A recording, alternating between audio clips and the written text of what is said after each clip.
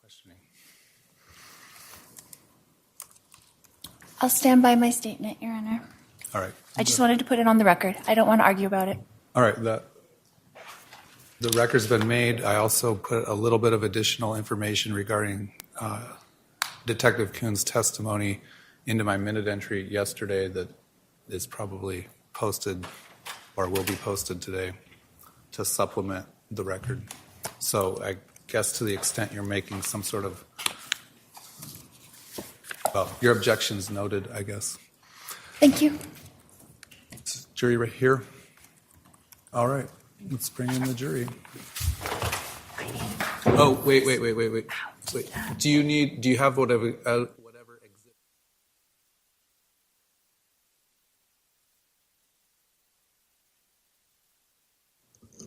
I believe.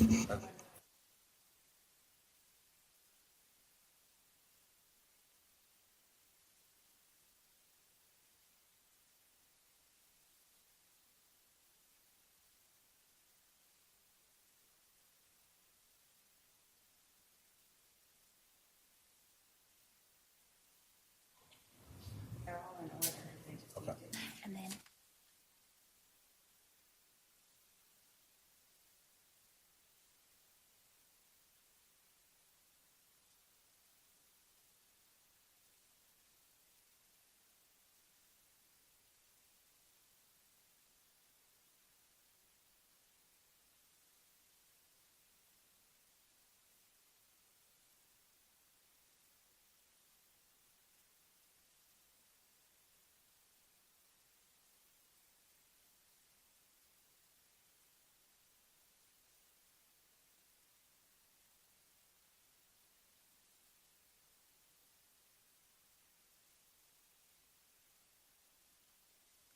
All right, let's bring the jury in.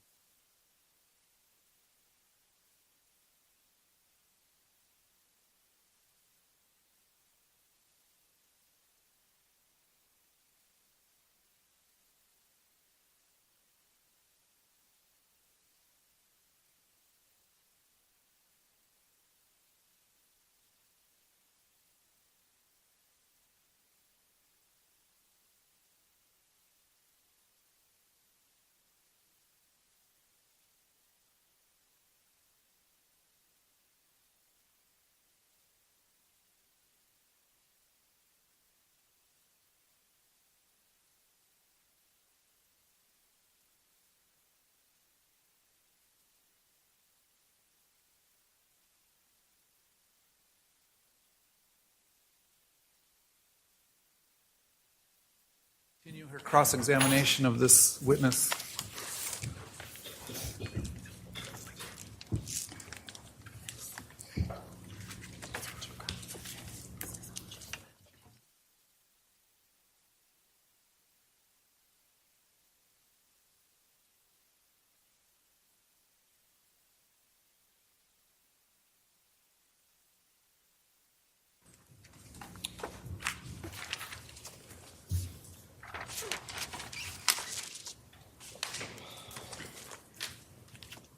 Detective Coons, I know we didn't really establish yesterday. I know that you're retired. Is that okay if I call you Detective Coons, or would you prefer something else? Detective is fine. Okay, thank you. Detective Coons, yesterday you testified that no stippling was found as a result of the shot on my husband's chest. Is that correct? To my knowledge, none was found. Okay. So would it surprise you if the medical examiner expressed in his defense interview that there was stippling found in that shot? Would it surprise me that he had found it? Not necessarily based on the information. Okay. Would it surprise you if the medical examiner expressed that the shooter would have had to be 2 to 4 feet away for that stippling to be present? And this is from your interview or from the report? From the interview. Okay. No, that actually would still be consistent with my observations at the scene. Okay, great. If someone very muscular like my husband were 2 to 4 feet away from you holding up a bat, would you consider that a threat? Can I object to speculation, relevance? Your Honor, I'm asking for his opinion as a professional and as a firearms expert. He's not, okay. That goes to the ultimate hold on. decision. The objection is sustained and it calls for a legal conclusion. It calls for a legal conclusion? Yes, move on. Were you present, Detective, when my husband was shot? No, ma'am. Is there a video recording of it? To my knowledge, no. So is your opinion then an educated guess about what really happened? It's based on known facts. Okay. Were you aware, Detective, that my husband and my brother were very good friends? No, ma'am, I didn't know the relationship. Did you know that they hung out and played golf together? Objection, relevance. Sustained. Your Honor, I'm going somewhere with this. Oh, I My follow-up question will explain. I guess you can answer if you knew that they played golf. I did not know. In all of your investigation of my life, you never came across this information? Objection, relevance. Sustained. Are you familiar with my husband's wishes for his funeral? Objection, relevance. Sustained.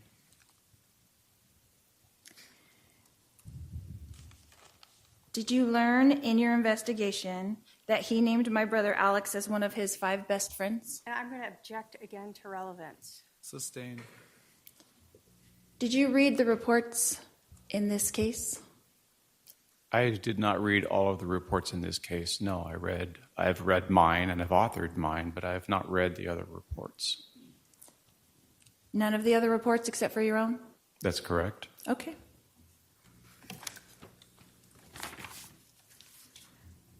Detective, are you familiar with the follow-up report you wrote dated July 29th, 2019? You're going to have to be a little bit more specific. Did you review your reports in preparation for your testimony here today? Yes, but I have not memorized the dates of when I made a report entry. Okay. Would you like to see it to refresh your recollection? That would be helpful. Okay. Thank you.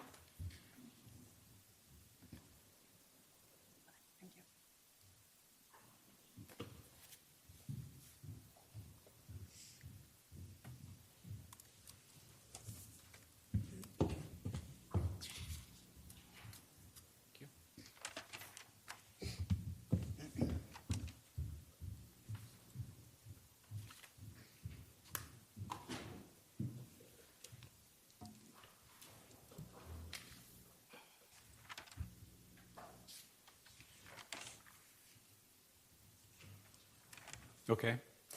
Does that look like a true and correct copy of your report, Detective? I believe it is. And those Bates pages run from what to what, please? They're obscured in the footnotes of it, but it looks like it's 126 through 131. Okay.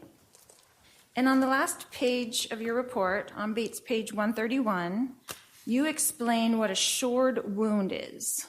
Yes, ma'am. Could you read that underlined portion? I'm going to object to hearsay to reading it.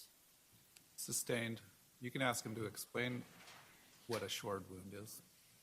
Okay.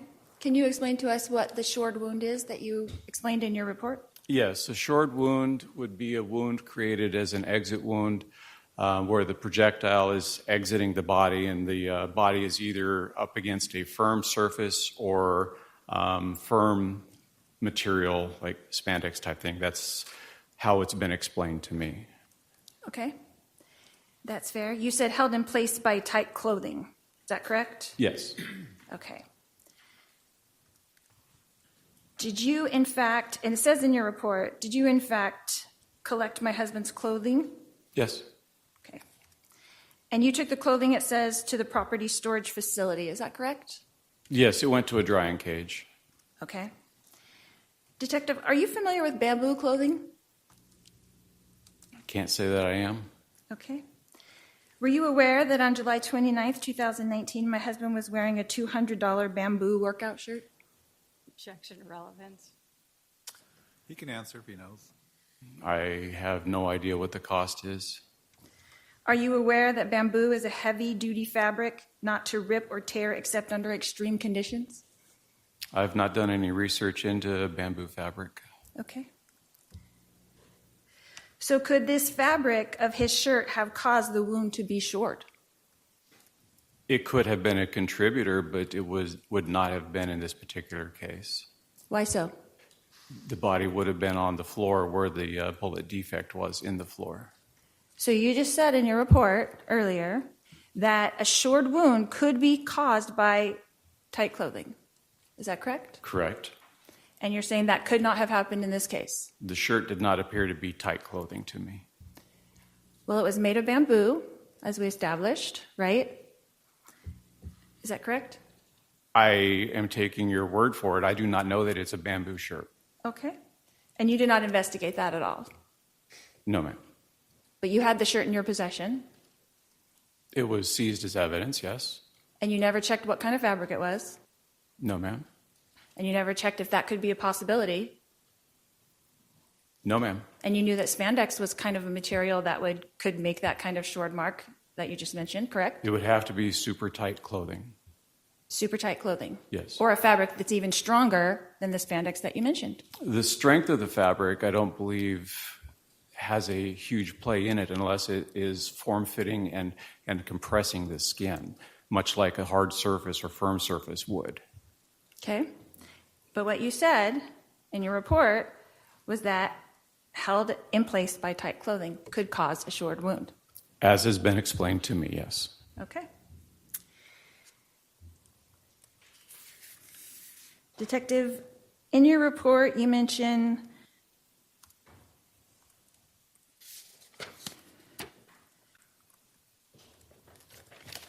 let's see. So it is possible that his shirt could have caused the wound and not the fall. I'm going to object to asked and answered. I'll let him answer. I don't know if it's possible or not for that particular shirt to have caused a short wound. Because you did not do any investigation about the shirt. Because the shirt did not appear to be form-fitting and very tight. Did it cover over the shoulder where the wound was? It was a full T-shirt at the time. That's what I'm saying. So was the T-shirt where the wound was on his back, where the bullet exited, was his shirt covering that part of his body? Certainly. Okay. Was there a hole in the shirt at that location? Yes, ma'am. How big was the hole? The size of the bullet? So small. Small. Fabric stretches and contracts, so it was a bullet size. Okay. So when you had this shirt and you saw the bullet hole, it was after the shirt had been cut off by the firefighters. Is that correct? It hadn't been cut off. It had been cut down the middle, down the front, So just the front was cut. So the back was intact? minus the defects that we have seen from the bullet and exits, yes. Okay. So you were able to measure that. Do you have a measurement for those bullet holes in the shirt? No, ma'am. Okay. So it is possible that his shirt could have caused the wound, the short wound. Object again that we've asked and answered this 3 times Sustained. now. Okay, so is it possible that any shirt could have caused a short wound in any kind of... And I'm going to object to foundation as to any overly broad. As an expert... Let me rule on the objection. Okay, I'm sorry. I'll sustain the objection. As an expert, and in your professional opinion, could that fabric of his shirt that he was wearing that day caused a short wound? Again, I'm going to object to asked and answered multiple times. Sustain. In the last paragraph of your report, Detective, you indicate that you were able to confirm your suspicion of the body position at the scene. Is that correct? Yes, ma'am. And what did you mean by suspicion? Well, at the time, I couldn't see through his body to see the full trajectories, so I did need the information from the autopsy. The trajectory rods helped with that, as well as the doctor's statements. All of that combined did give me the 2 different bullet paths. Okay. And then, can you tell me, Detective, what happened to my husband's shirt? Do you know where it is now? It is in evidence, as far as I'm aware. And it's, when you looked at it, where was it? The last I physically saw that shirt was when I handed it off to a crime scene tech to put into a drying cage with the instructions, once it was dry, to have it moved into the property facility. And so, did you see it after it was in the property facility? No, ma'am, I have not. So you saw it before it was dried, is that correct? While it was wet from the medical examiner's office, yes. And that's when you examined it? I had seen it at the scene as well. And then, did you ever examine it? No, ma'am. Okay, so you saw it twice. That's fair. Okay. So you didn't test it for anything?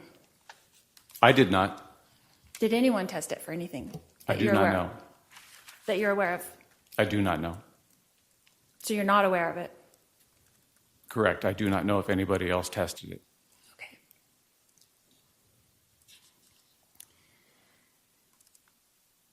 Was the wood floor tested for any fragments of the projectile? It was actually seized, so it was not tested. And what does seized mean? We cut it out of the floor and kept it. Right. And then was it tested after it was seized? No, ma'am.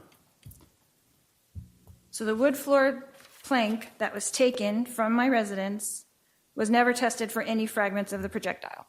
The projectile was intact, minus a deformity to it. Okay. But there wasn't any reason, are you saying there was no reason to test it? There had been no implication or indication that there was a request for it to be tested. And you wouldn't do that to see if the projectile actually hit the floor? No, ma'am. All the other circumstances and information that led up to that decision to seize the floor, everything appeared that it was going to be related to the actual bullet that passed through your husband's body and struck the floor. Wouldn't testing the floor actually be the easiest way to be sure that the bullet hit the floor? Not necessarily would it leave anything behind. Like I said, the bullet was a full metal jacket. It was still intact. There had been a significant amount of blood that had pooled in it. I do not know if there would be residue left behind in it for testing. Fair. Okay. Was the projectile tested for any marks from the floor? No, ma'am. Were you aware that this was a rental house that we lived in? I believe I'd heard that. Okay. Were you aware that we had only lived there for about 3 weeks prior to this incident? I knew it was a short time period, but I did not know the actual duration. Did you know that? You know that by the time you wrote this report, right? I don't recall knowing the exact time frame that you had lived there. Okay. So the defect in the floor of the rental house that we lived in could have already been there before this incident. Is that correct? Not in my opinion, no. But it could have. An objection, Your Honor, asked and answered. Sustained. So of all the divots that we saw yesterday in the pictures on the floor, it could not have been there beforehand? And again, asked and answered. I'll let him answer. Go ahead. The divots I believe you're referring to were extremely smaller than the actual defect, which was still relatively fresh and not sealed like the other divots were. Okay, can we see?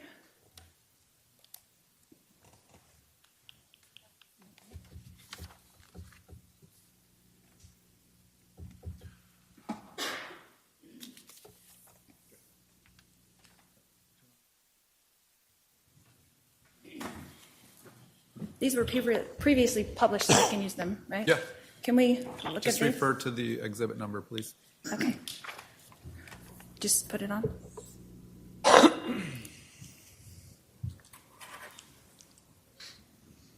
Detective, can you see that? I can't see that very well on there. So, in Exhibit 57, Detective, I'm looking. this, where my pin is pointing, Yes, ma'am? that's the defect that you're referring to where the bullet struck. Is that correct? Yes, ma'am. Okay. And these defects were already previously at the residence. Is that correct? Yes, ma'am. And do they look that much significantly different than that to you? Yes, they do. What do you think the measurement difference in that is, in your professional opinion? There is no scale in this photograph. It would be difficult for me to give you an estimate. So in your estimation, this defect is much larger than this defect. Is that correct? The second defect you're pointing to appears to be wood grain indentations. The other is an actual defect in the board. Okay. Thank you.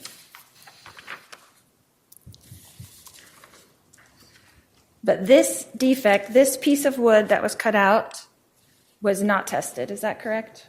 Again, asked and answered. Technically correct, but I'll let him answer. Correct. To my knowledge, it was not tested. Thank you.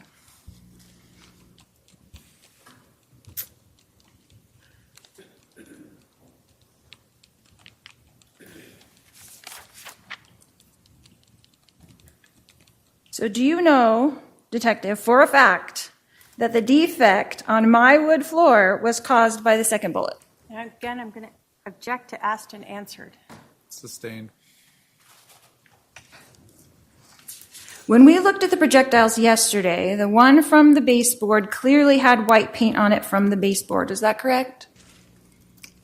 Baseboard or the drywall, perhaps.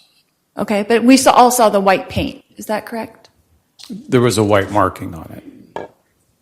Was that tested for the white paint? No, ma'am. Why not? There was no decision made to have it tested. Because it was logical that it was in the baseboard where the baseboard was painted white, right? It was very clear that it had passed through your husband and lodged in the baseboard. And upon recovery, there was no deformation to it, indicating that it was a straight-on impact or relatively close so that it embedded itself into the baseboard. Correct. So it wasn't tested because it really didn't need to be, in your opinion. Correct. Okay. That's fair. Next, we looked at the projectile that, according to you, made the defect in my wood floor. Is that correct? I don't understand your question. Next, we look at it, but I don't see anything. Oh, we saw the projectile. Can I find out what exhibit that was? Your paralegal has all those photographs. Can we use the actual Yeah, exhibit? She can approach and Are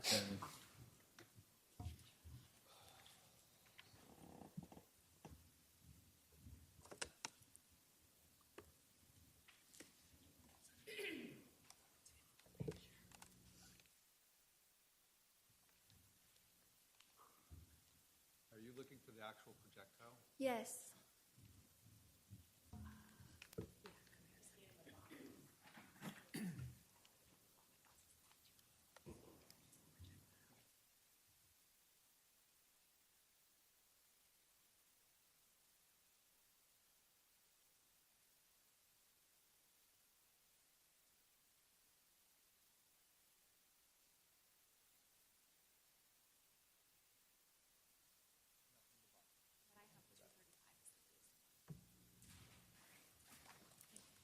I believe it's a smaller.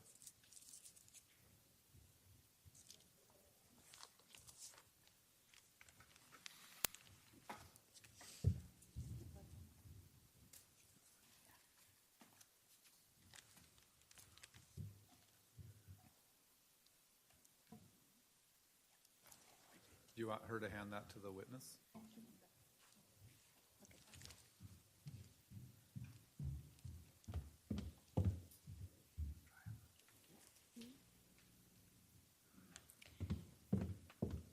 Is that 239? Okay. Detective, for the record, you're looking at exhibit 239, is that correct? Yes, ma'am. And is that the projectile that we are talking about that you claimed made the divot in my wood floor? Yes, ma'am. Okay. So was that projectile was not tested, is that correct? Your Honor, Is that what you I'm said? going to object to asked and answered at least 3 times. Sustained. Does that projectile look pristine to you? No, ma'am. As I've previously testified, it is slightly deformed. What side is it deformed on? What part about it is deformed? The back end, the heel area, is compressed a little bit so that it's now oval as opposed to circular. And that would indicate what? That would indicate that as the bullet struck something firm on its side, it compressed, and then it continued on moving. Okay. So that's what you mean by a shored wound. It hit up against something. Is that correct? The terminology as it's been described to me is it's the skin is against a firm surface. So in this particular case, the floor would be the firm surface. So as it's entering or exiting your husband and starting to try to enter the floor is forcing the bullet to kind of ricochet, but the body's still keeping it in place. So it's now deforming a little bit, and it's still expending its energy to escape from underneath the body. Okay. And if my husband was in fact laying on the floor, how did it get out from under his body? Wouldn't it have gotten stuck under? That's my question. Just what? Could you explain that to me? I think I just did. So the bullet is a full metal jacket. It still has its energy. Until it starts striking things to cause resistance to it, to slow it down, it's going to expend its energy at a normal rate. I think I've just lost the mic. I'm not sure. No, it's on. Okay. When it starts striking firm objects, then it'll start bleeding the energy away. And in this particular case, as it's exiting your husband's body, it's impacting bone, it's impacting the flesh that's compressed against the floor, and it's impacting the floor now. So there is going to be a lot of resistance against that. Now, where it exited, it's still not free to just fly like the one that went through his chest and out the back. It's still semi-trapped between your husband's body and the floor, so that's going to cause even more energy drain until it comes to rest. And how far away from my husband's shoulder was that bullet fragment found? The projectile, I guess. When it was found, I don't know the exact measurement away from it. I would say a foot or more, maybe. Okay, so that's what you're talking about the energy. It still had energy to keep moving. Is Yes. that correct? It had enough to escape from being under the body. Okay.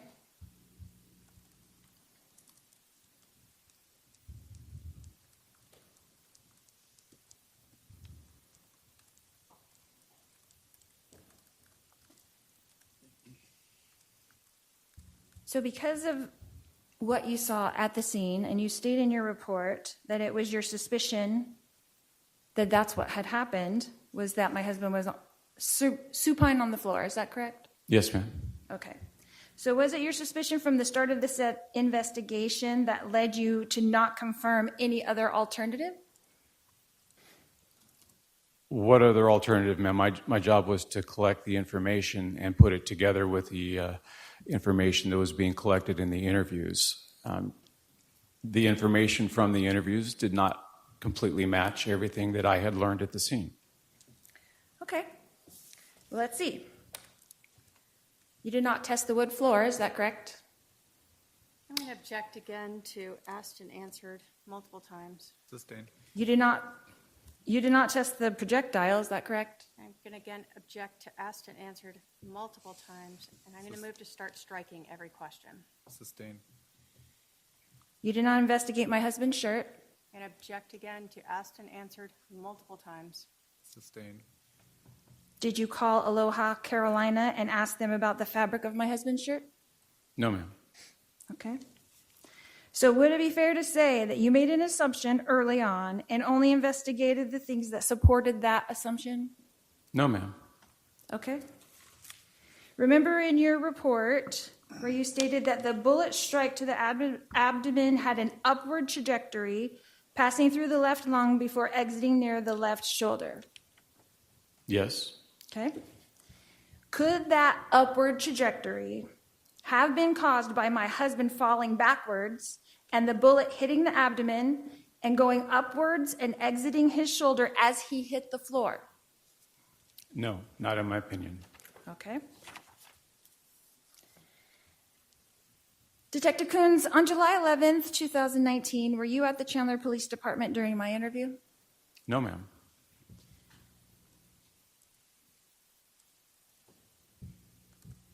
Were you there that morning when we were brought into the Chandler Police Department at all?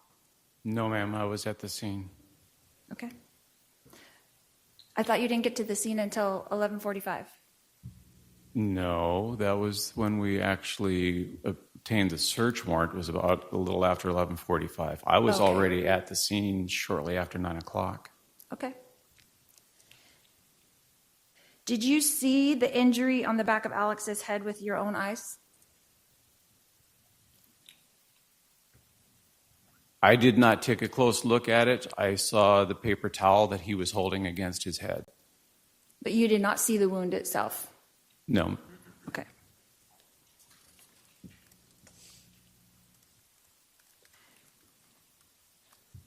Are you aware if Alex's hands were swabbed for gunshot residue? There would have been no reason to swab for gunshot residue. Why is that? He had already stated that he was the shooter. He had stated it? To my knowledge, that's how the information was provided to me. Okay. Are you aware if my hands were swabbed for gunshot residue? I am not. Okay. Are you aware if my daughter's hands were swabbed for gunshot residue? I am not. Do you know for a fact that Alex shot the gun in question? Based on the information provided, that is what I have, yes. So you know that for a fact? Just with the information that's been provided, I can't tell you one way or another if there's another shooter because the evidence does not show that there was. Okay. So all you really know for sure, after your 5 years of investigation, is that my husband was shot 2 times, 1 by that particular gun, 2 with those particular bullets, at my residence, and that he passed away as a result of that. Would that be correct? Oversimplified, there is a lot more information that is available to us for that. Is that correct? Is that question correct? Those are some known facts, yes, but that is not all we know.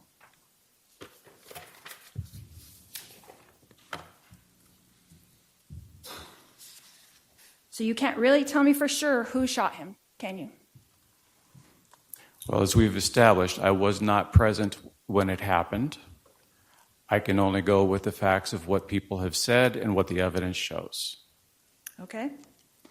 You don't really know what time he was shot, do you? Actually, no, I don't. Okay. You don't really know if he was falling back or lying supine on the floor, do you? Yes, I do. You don't really know what time my husband actually passed away, do you? No, ma'am, I don't. Thank you. No more questions. All right, redirect. Your Honor, I still have stuff that she You gave. can pass those to.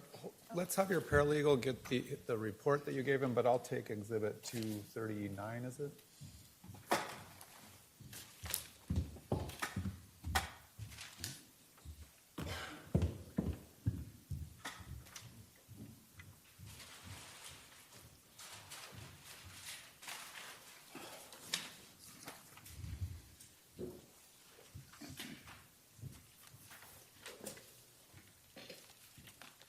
Do you need any of the photos?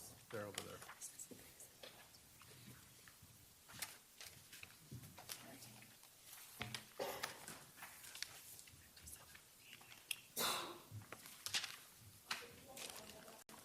Yes. All right, Detective, I know we started yesterday, so I'm going to kind of go back through a few different areas, all right? Yes, ma'am.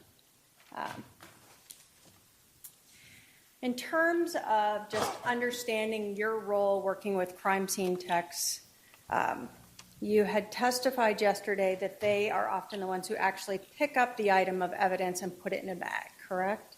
Frequently, yes. Are you there observing them as they do that? Yes. You're not just wandering around outside drinking a coffee while they're processing the house. No, ma'am. So every item that we've brought in is something that you observed, you were there as they were documented and collected. Correct. And some of them, like the gun, you actually had to make safe before it could be collected. Actually, Detective Duncan is the one that made it safe, but I was present for those things. Okay.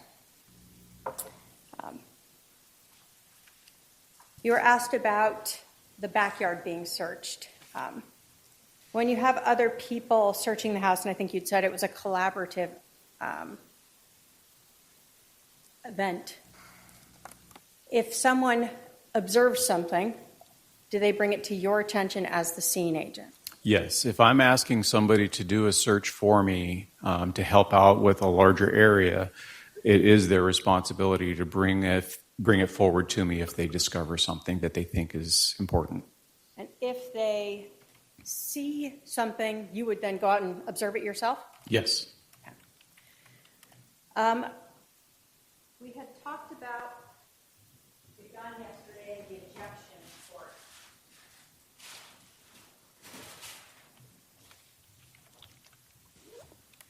See if this will be visible here. What do we see right here?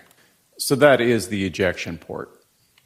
So when we're talking about how how a semi-automatic gun works, and you were talking about the ejection to the right, is that in this gun indicated by the opening where that ejection port is, the side that it's on of the gun? The opening is part of how it'll indicate where it ejects. Also, the extractor, which is a small lever behind the ejection port, is what grabs the casing to pull it out.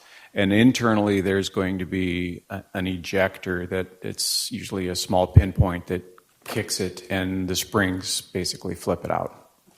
So all of that was what made you understand which way the casings would have ejected out of this gun. Yes. Now, you told us that that every gun can be slightly different if it's more upward, more outward, and you are unaware for this gun what that ejection would be like. Correct.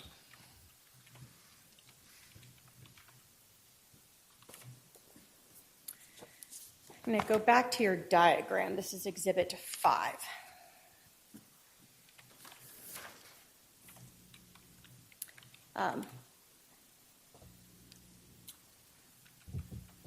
Are you able to, by looking at the measurements that you took, give us an estimate of the distance between those two casings that you have listed here as 9 and 10? My estimation would be a couple feet. And I guess, would your measurements, did you take measurements of where those were? I took measurements from the reference points to triangulate it, but I did not measure distance between each object to the other objects. So the measurements that we see, I'm going to take it out of here.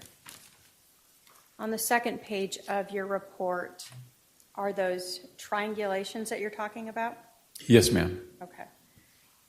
So are we able to extrapolate from this any distance between those two, or we are left with what you recall at this point? You're left with what I recall, but I also, on my diagram, I put a reference line or dimension line. It's near the north-south indicator, and that helps somebody who's looking at it get an idea of what a measurement might be in the diagram. Okay. And is that this line up here? Correct. Okay.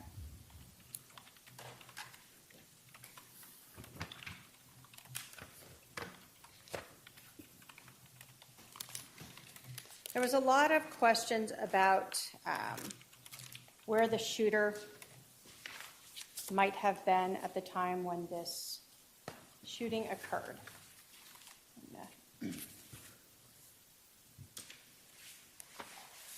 Start with 19 while I look for a different perspective. But in this house, you have talked about a rounded wall.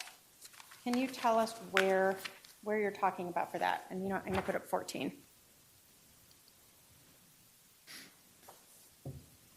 So on 14, what is this rounded wall that you're talking about when you're referring to the location or potential location, let me say the general location of the shooter? So the rounded wall is at the south end of the main room that we're in, where the body's at. And it's also directly across from the hallway that runs to the 3 bedrooms and the hall bathroom. So is that this wall that we see in Exhibit 14 right here? That's correct. Okay. Now,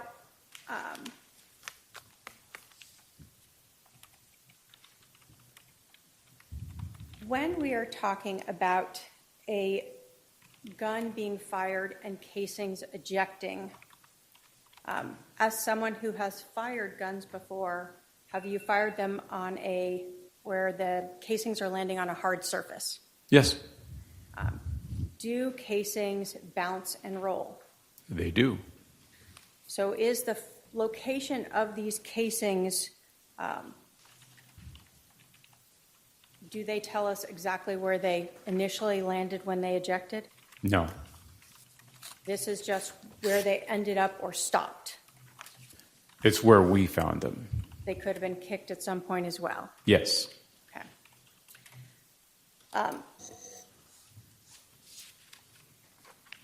When you are looking at this scene, are you relying upon these physical items of evidence to reach your opinion? They would be some of it, yes. And then are you relying on your training and experience in conjunction with observing the physical evidence as well as the injuries to Charles? That would also be good pieces of the puzzle. And are you able to give us the exact location of this shooter? No, ma'am. Are you giving us a general area of the shooter? Yes, ma'am. And for the shot that goes through Charles's chest and out his back, where is the general area that you are saying the shooter was located? The shooter would have been located somewhere in the opening to where the kitchen and the hallway is, in close proximity to the rounded corner as well. Okay, I put up Exhibit 16 here. So somewhere in this area? Yes, ma'am. Okay. Now, you were asked a lot about the autopsy report and stippling. You were provided with a copy of it by the defendant, correct? It was never provided to me. You weren't allowed to look at a copy of it? The report that she gave me was my report from the channel report system, not the medical examiner. Have you ever looked at the autopsy report? I have. Did you, in regards to the injury to Charles's chest, the entrance wound, ever see the word stippling used there? No, that was not in the report. When you were reading that, did you interpret the way that Dr. Baumgartner wrote that to mean abrasions related to the actual entrance wound of the gunshot? That's how I interpreted it. Does that mean that Dr. Baumgartner didn't mean stippling? I don't know medical jargon so well, so he could have very well meant it with how he wrote it, but to me it did not come across that way. Okay. And when you were at the autopsy, you don't recall him ever telling you about the stippling? Not in that word, no. But you were there at the autopsy, correct? Yes, I was. Okay. Are you in the room with him, like right there next to him? No, we are actually mandated to stay in the, I guess it's the viewing area of that particular location. There's a window between you and he's in a different room? Yes. So you also were asked about Dr. Baumgardner saying in a defense interview that because of this, what you've now been told is stippling around that gunshot wound to the chest, that the shooter or the gun being used could have been 2 to 4 or so feet away. Do you recall being told that? Yes, I do. All right. I have a little thing here, 24 inches. So 2 feet is 24 inches. Yes, ma'am. And I don't know if I can approach or if I have to have my, Go ahead. thank you. So when we're talking about 2 feet, saying from the wound on his chest, The indicator would be from the muzzle to the chest. so that distance is 2 feet.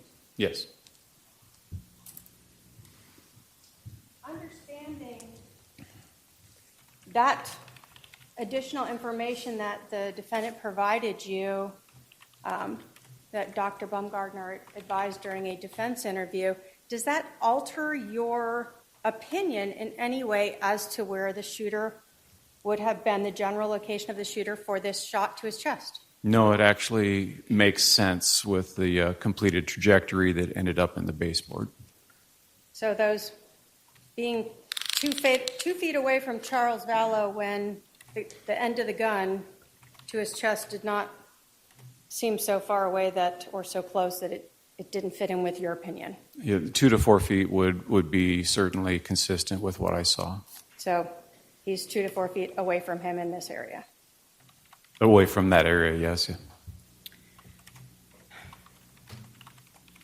I'm going to talk to you a little bit about the floor itself that you observed underneath Charles's shoulder after he was removed, okay? I'm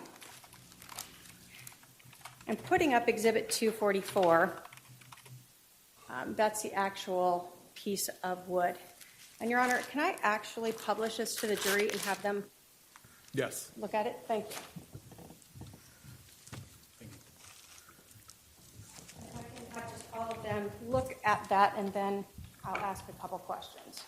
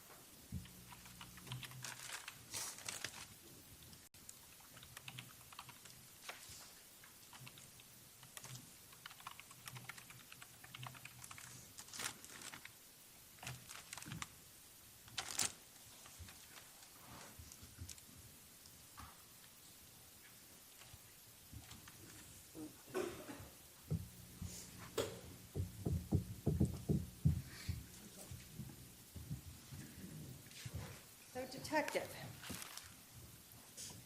in looking at the floor itself, you told us that you looked through the whole floor in that room to see if you found any similar types of defects, correct? Correct.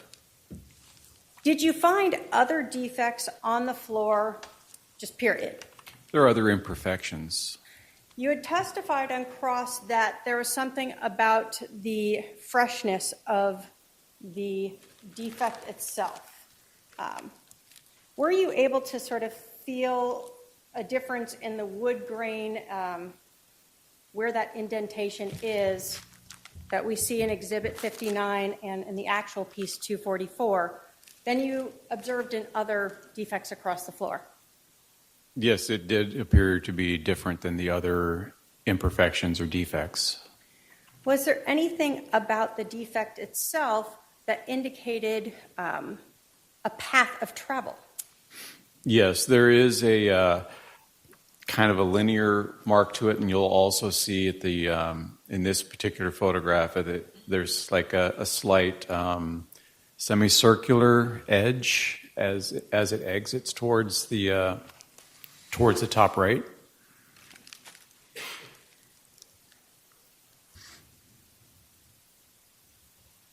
And was there anything about that pattern itself, both the depth, the freshness, the location of it, that made you feel it was consistent with a bullet strike?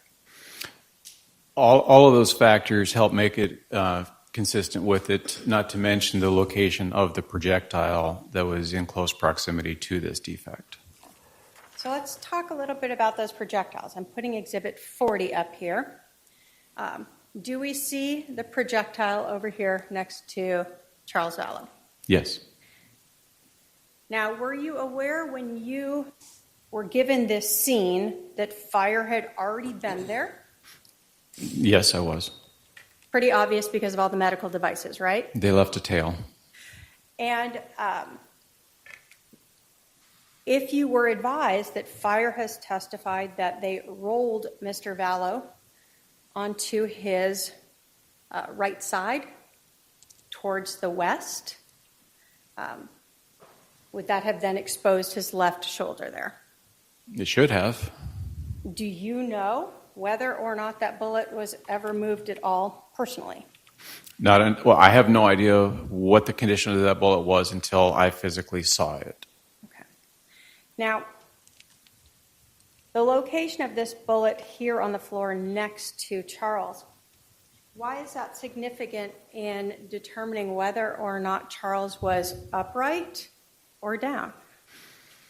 Well, it's significant because for this particular shot, he would have basically been vulnerable, if you will. Let me ask it this way. Why is that significant in making your opinion that he was on the floor versus upright for the shot to the abdomen? Oh, okay. The angle of entry into the abdomen and exit is not consistent with him being upright or any other way other than lying on the floor. The defect is where the defect is, and the bullet, as demonstrated with the chest shot, had enough energy to exit. And had he been any other direction, I would not have expected the defect to be right underneath the body. So if someone is standing and someone's on the floor shooting upward, where would the bullet go? Well, if he's standing and the shooter is horizontal, then the bullet would go towards the ceiling or high wall area. So this idea that it would end up on the floor below him and right next to him, would that fit with that scenario? Of him standing, no.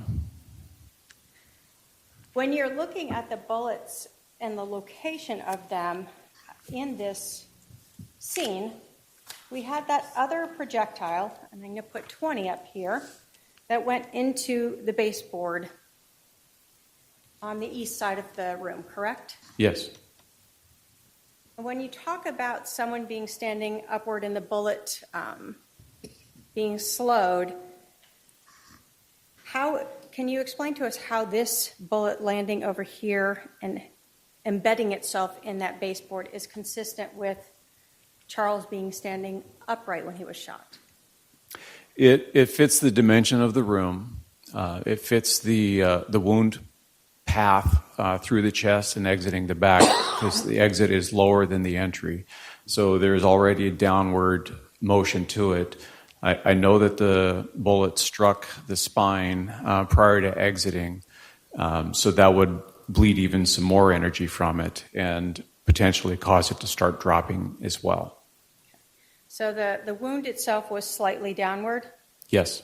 and then given the distance away from Charles, this would be, in your mind, consistent with having gone through him in that chest to back exit downward angle. Correct. So that really only left one other bullet in the room to explain the other injury, Yes, ma'am. and that's the one that was right next to him. Correct.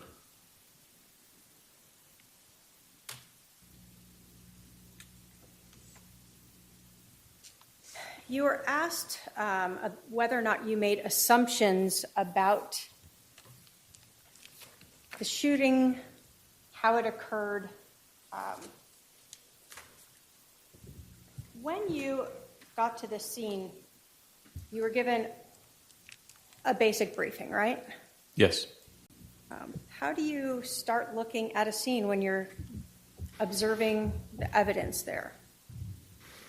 I do an overall assessment of the scene. I apply the initial information that's given to me, and I progress from there.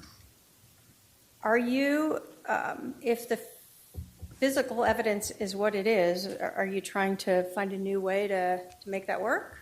No, I let the evidence speak for itself. So here, the physical evidence is one bullet is in the baseboard, right? Yes, ma'am. And so that had to come from somewhere that makes sense for that trajectory, right? Yes. And then the other bullet is right next to Charles. Correct. And so, again, you're looking at all the physical evidence and how that fits together. Yes. And in this case, in your opinion, the shot through Charles's chest that exited his back, did the evidence support to you that he was standing up for this shot? Yes. And in your opinion, looking at all the physical evidence from the casings, the projectile, the injuries to Charles, was that consistent with the shooter? And now that you know the stippling, with the shooter being still in that sort of kitchen hallway-ish area when he fired that shot at Charles? Yes. And in your opinion, again, looking at the casings, the injuries to Charles, the location of the projectile, as well as the shored wound, and the lack of stippling, does that support your opinion that Charles was on the ground when he was shot in the abdomen? Yes, it does. I have no other questions, Your Honor. Are there any questions for this witness from the jury? I'm not seeing any. You can step down. They can call its next witness.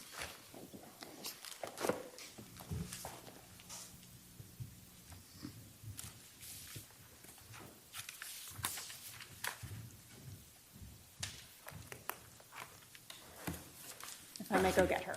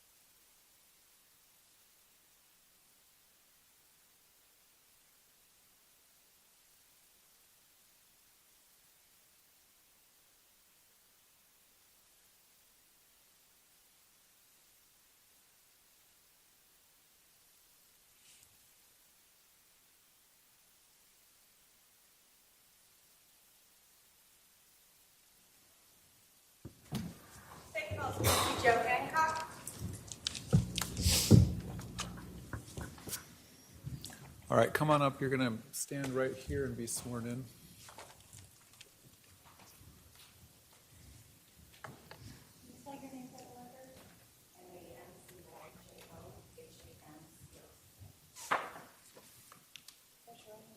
You do solemnly swear that testimony you're about to give will be the truth, the whole truth, and nothing but the truth, so help you God. All right, you're going to come around the court reporter, have a seat up here to my left.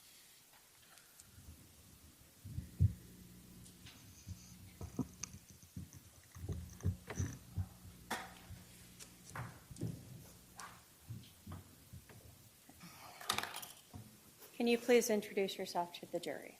Hi, my name's Nancy Jo Hancock. And do you go by Nancy Jo? I do. How old are you? 61. And do you currently work? I'm self-employed. Do you live here in Arizona? In Mesa, yes. Were you born and raised here? Born and raised here. Do you have your own children? 5. Do you have grandchildren? 15. Busy person. Yes.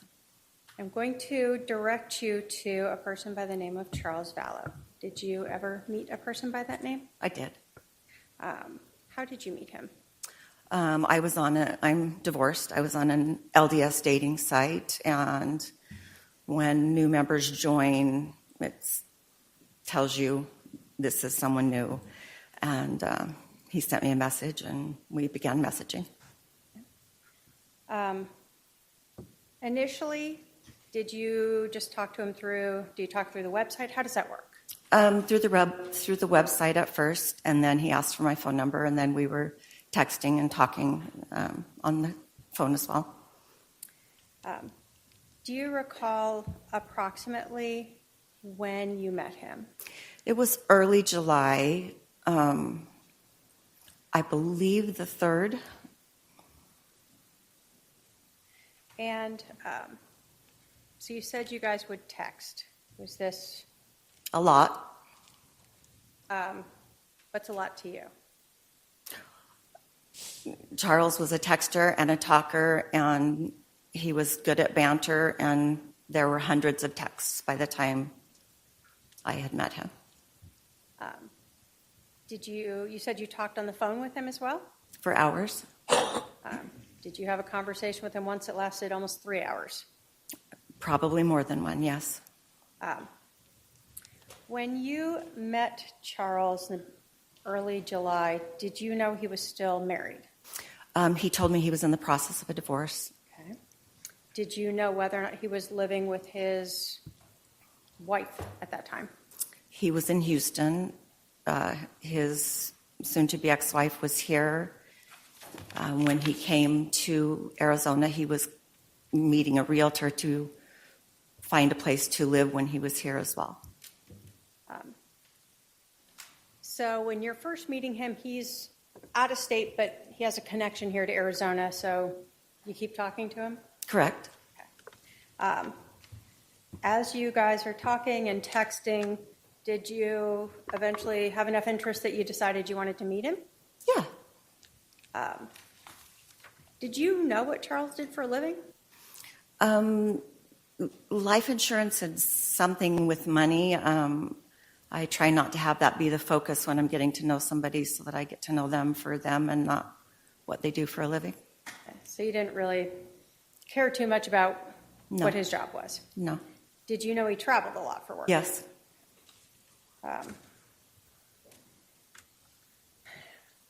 As you and Charles are talking and texting, just sort of yes or no, can you tell us, did he get very detailed about his life with you? Yes. Did you know if Charles had children? Yes. Just yes or no again, did you talk to him about his wife specifically?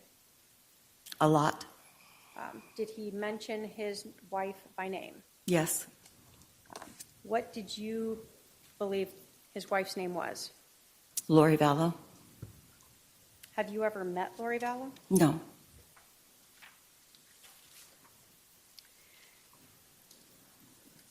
Again, just sort of yes or no. Did Charles talk to you about Your Honor. why? Objection. Leading. Objection. I haven't heard the question yet. Go ahead. So just yes or no, did Charles talk to you about why he Leading was is yes or no.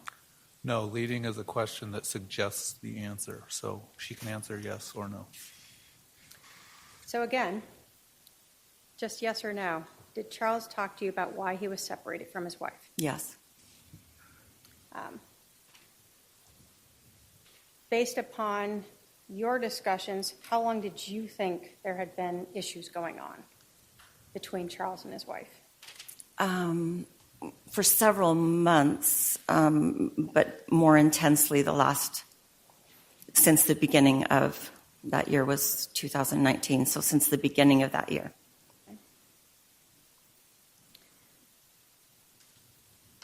You told us that Charles talked to you let me ask you, yes or no, did he talk to you in great detail about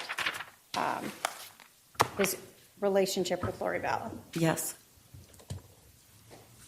You told us you met on an LDS dating site, right? Correct.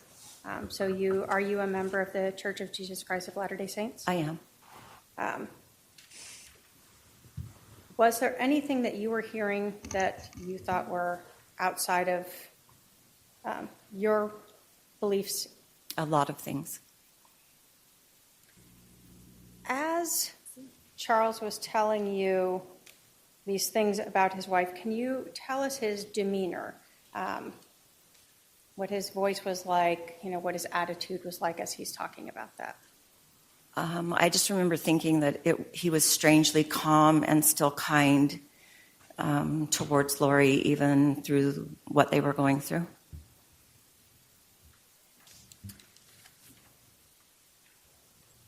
You told us you were aware he had a child. Did you know where that child lived, who the child lived with? Yes. Who was that? He was living with Lori at that time.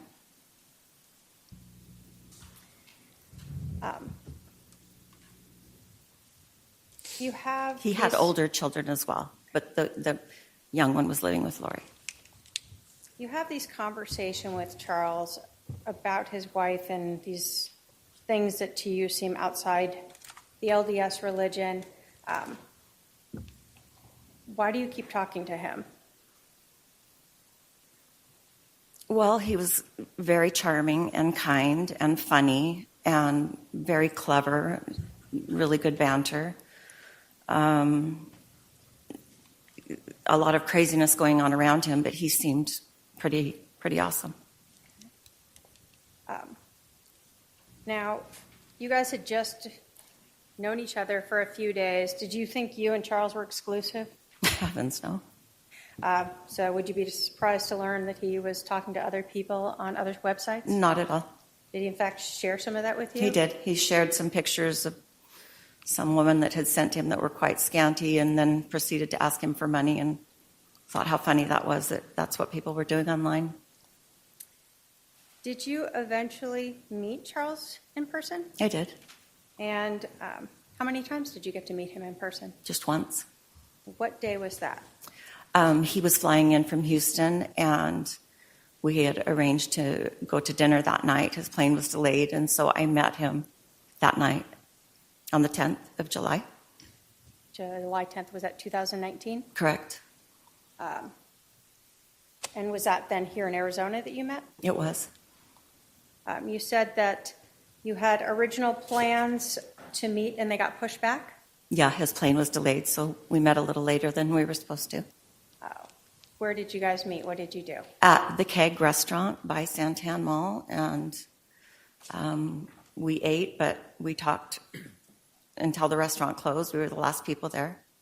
So you shut the place down. We did. I finally looked around and I realized that we were the only ones there, and told him we probably should leave. And then we went outside and talked by my truck for another 45 minutes or so. Based upon everything you had heard, was Charles coming in to see you, or was there some other reason he was in Arizona? Charles was ecstatic to see JJ. He was coming to see JJ, so excited to take him to school the next morning. He was also coming to look for a place to live. He had an appointment to meet a realtor friend after he had taken JJ to school. And then he was also supposed to meet with Lori's brother, Adam. So you and Charles have this evening on the 10th. Were you going to meet again? Yeah, we were supposed to meet up in the late afternoon after he got through with the things that I just said. So did you have a set time for the next No. day? Mm-mm. Can you describe Charles? Was he a fit man? What was his size? Very fit and into physical fitness. And while we were talking, I know that he was swimming. I got to go to the gym. And yeah, very, very fit, strong. When you were talking with Charles on July 10th, that evening, let me ask first, do you recall about what time you ended up meeting him? It was around 7. I got there first, and but it was right around 7, between 7 and 7:15, I'd say. And do you recall about how long you guys were together until you finally Well, the left? restaurant closed at 10, and they were closed, and no one else was there. So it was after that we left, and then, like I said, we stood by my truck and talked for another half hour, 45 minutes after that. So a later evening. Yes. Can you tell us, you said that you understood he was going to go see his son. What was his demeanor about with regards to JJ and seeing his son? Like a kid on Christmas morning. He was very excited to see JJ. You had talked about his demeanor when he would talk about his wife. On that evening or ever, did you ever hear him swear or use derogatory names or anything like that towards Lori Vallow? I was surprised with the details that he was describing to me, how kindly he still spoke about Lori, and his hope was that she would be a great mom for JJ. Did that stand out to you? A lot. Why? Most men that you date are not nearly so kind about their ex and describe them in more derogatory ways and don't speak so kindly. And I remember just thinking how odd, in a good way, it was that he was not speaking in a derogatory way about Lori. So that made an impression on you. It did. During any of your conversations with Charles, did you ever learn that he had a life insurance policy? I did. As you are talking, did Charles really just tell you a lot about his life? A lot about his life, yes. Were you almost surprised at the amount of detail of his life that you learned? Yeah. Did you understand whether or not any changes had been made by Charles to the life insurance policy? He told me that he had changed his beneficiary to his sister, Kay, and as he was proceeding to tell me some of the things that were going on, I suggested to him that maybe he should let Lori know that he had changed the beneficiary on his life insurance to Kay. Why would you tell him that? Because of the things that he was describing to me and his concerns for his safety and the thought that money would come into play.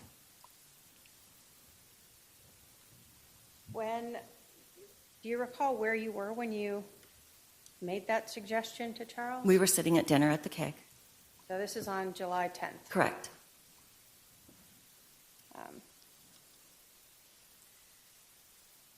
What was his demeanor like when you told him that? He kind of chuckled and said that he probably should. Said that was a good idea. You told us that you don't know Lori Vallow, correct? I do not. Would it be fair to say that you sort of have no beef in this case? I have no beef in this case. Do you know any of Charles's family back then? No. Any of Lori Vallow's family back then? No.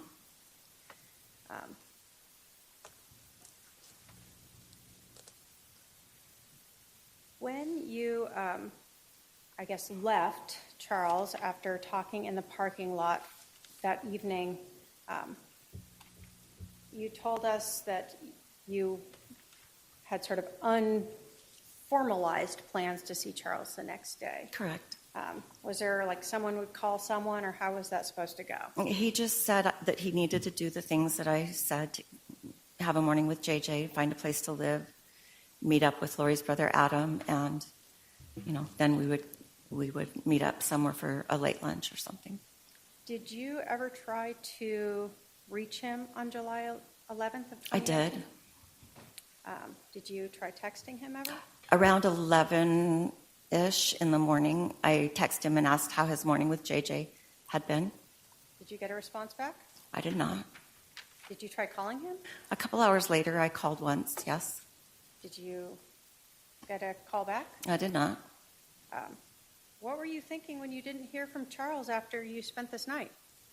I was puzzled how I had misread what I had thought been a good date so wrong that he would not even take the courtesy to reply.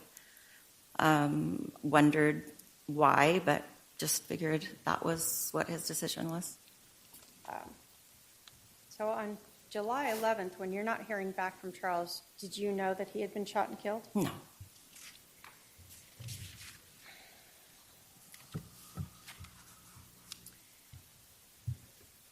Did you later learn that Charles had been killed from seeing something on TV? I was watching TV in December, I believe, and his picture came on the screen, and it said that he was dead. When you learned that in December, that he had been killed, did you learn when that had happened? Did you try to investigate? I did.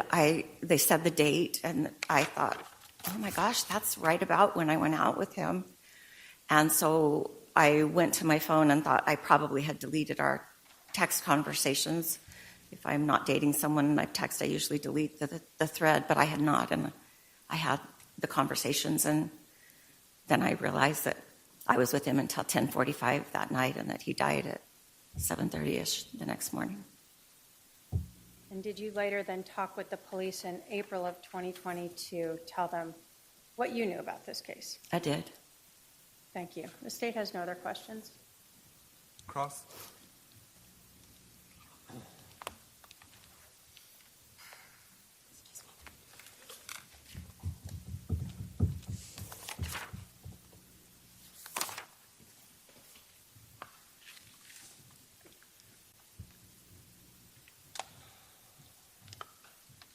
Nancy Jo, right?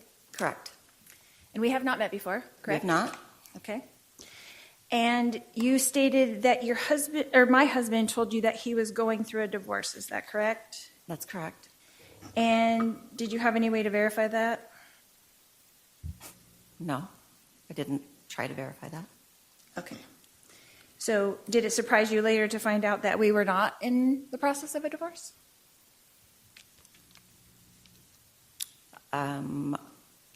Charles was in the process of a divorce. He was not in the process of a divorce. Did it surprise you to find that out? You've seen it all on TV where we're not getting divorced. Okay. So on the website that you met him, did he say he was divorced? I'm not certain. Would you have gone on a date with him if he would have said he was married? If I would have realized how married he still was, maybe not. But I just met for dinner. I wasn't sleeping with him or anything. Do you go on dates with married men? I'm going to Not object naturally? Argumentative. I'm going to also object under 611 for harassment. All right. I'll sustain the objection. Your Honor, do I not have a right to cross-examine this witness for what she has already testified to? You can cross-examine her about what she's testified to. So you did go on a date with a married man, I went on a date with Charles. but you did not know he was married. I knew his divorce was not final. His divorce was not started. Okay. Okay.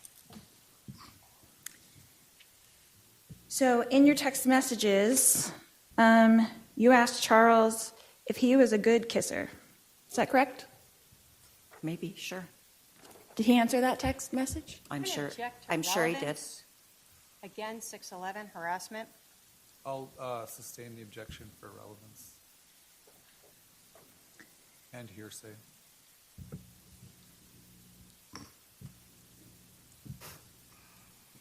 So are you trying to tell me and this jury that you went on one date with my husband and he told you all the details of our lives? I'm telling you the truth, and that's what I know. So you spent your whole date getting to know each other, talking about me. Don't flatter yourself. No, we did not spend the whole time talking about you. You knew a lot about me, right? I knew what I've testified to. What else did you talk about on your date? Lots of things. Like what, for instance? Life, kids, the church, lots of things. Okay. Did he tell you about anything about our other 4 children? Yes, So you knew that we did have 5 children as well? I did. Okay. Did he talk to you about my daughter Tylee? He did. Did he talk about his relationship with her? I don't recall that. Did he talk about the contention in his relationship with my daughter Tylee? I don't recall that. I'm sure you don't. And I'm going to object to comments by the defendant made after questions, testifying. I'll sustain the objection. On your date, you talked about my husband was a life insurance salesman. Is that correct? I knew he did something with money and insurance, but I really didn't know the details of what he did for work. Like I said, I don't ask the details about what someone does for work when I'm trying to get to know someone. But you knew that he sold life insurance. You stated that. I believe that I had a vague understanding that he did something with insurance.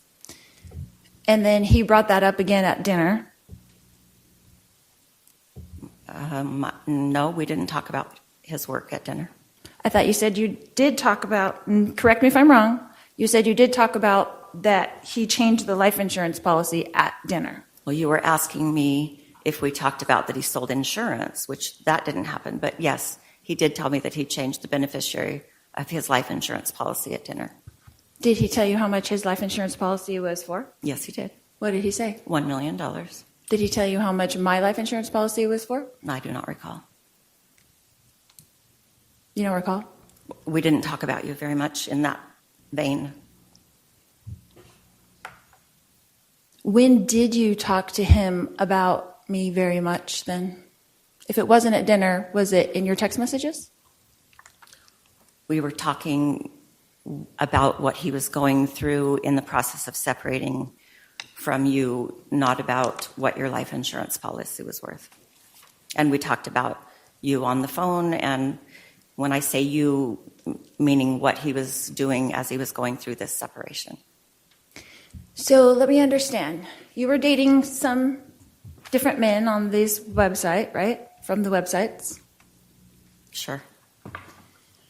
Would you say it was common for men to be talking so much about their supposed ex-wives during their conversations with a potential... It's actually very common. Really? Really. Interesting. And again, Your Honor, I'm right. going to object to the defendant making comments after her questions. And I'm move to sorry, Your strike. Honor. I won't do that again. All right, please stop. I'll now. just ask the questions. Thank you.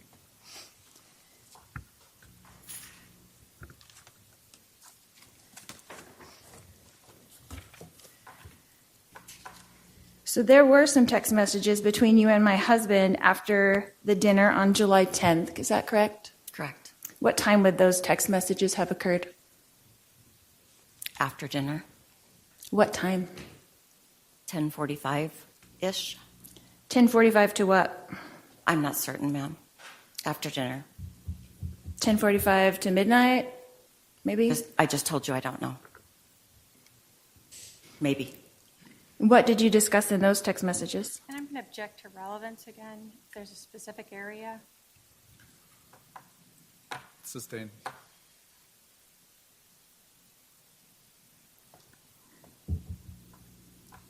You testified a minute ago that Charles told you a lot of things about his wife. You didn't say ex-wife, but you said wife. Is that correct? Okay, sure. What were a lot of things? The things that I've testified to. Can you be more specific? Am I allowed to do a narrative then? Let's go on sidebar.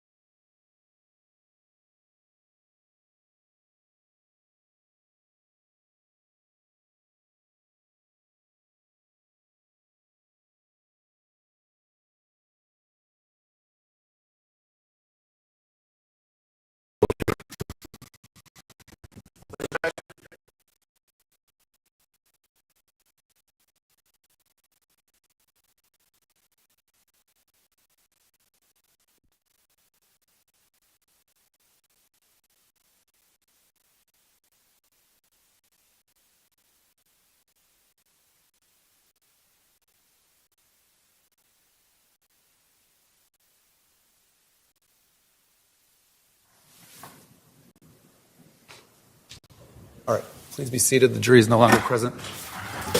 The last question the defendant asked of the witness was along the lines of, what things did you discuss about me, meaning the defendant? Is that correct?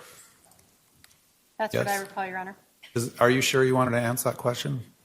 Because you're opening up a really big door. If you want her to answer the question, I'll have her answer the question.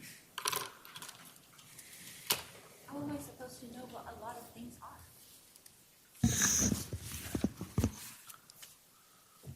All right. If you want her to answer the question and there's no objection from the state, we'll No bring the objection. jury back in and have her answer the question.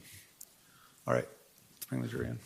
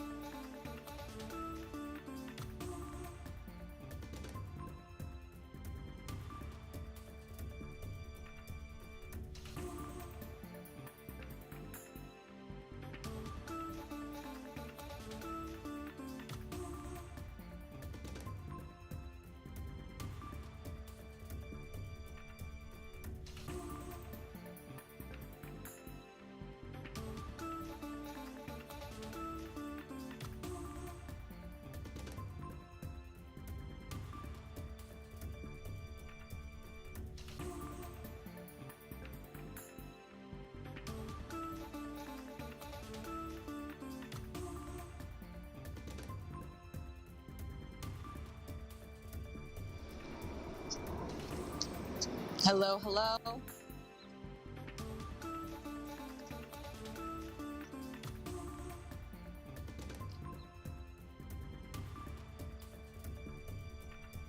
I can hear you very faintly.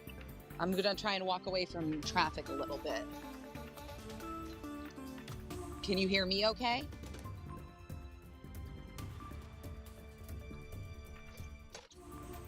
Okay. Would it make, should I be attached to Wi-Fi? Because I currently am not. Would that make a difference? And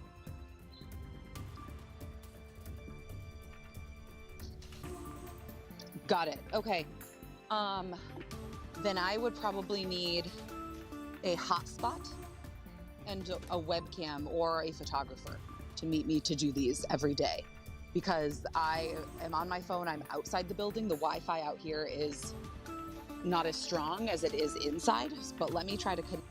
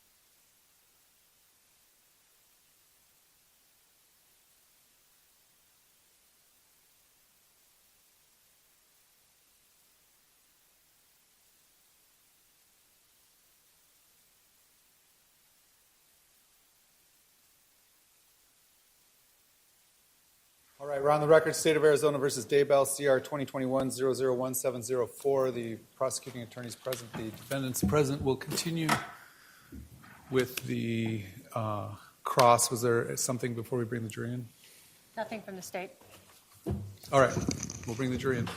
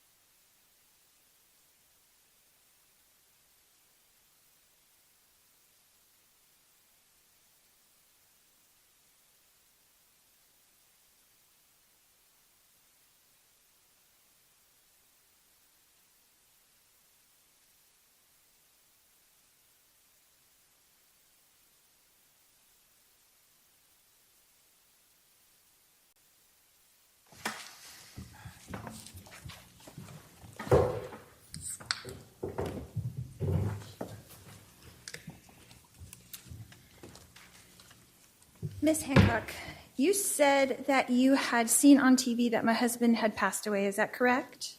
That's correct. And you indicated after that you saw my sister-in-law, Kay Woodcock, on that show, and you reached out to her. Is that correct? I didn't indicate that, but that is correct. I reached out to Kay after I saw that Charles had died. Okay. And did you do that through Facebook or I did. social media? Okay. How many times between that first contact and now have you and Kay Woodcock communicated? I've spoken to her just once. I've texted her here and there regarding. I've texted her here and there about other things. I don't know what I can say. Okay. How many times have you texted her? I have no idea. Like more than 10? Maybe. Okay. Have you ever turned over those communications to the state? No. Did they ask you for them? No. Okay.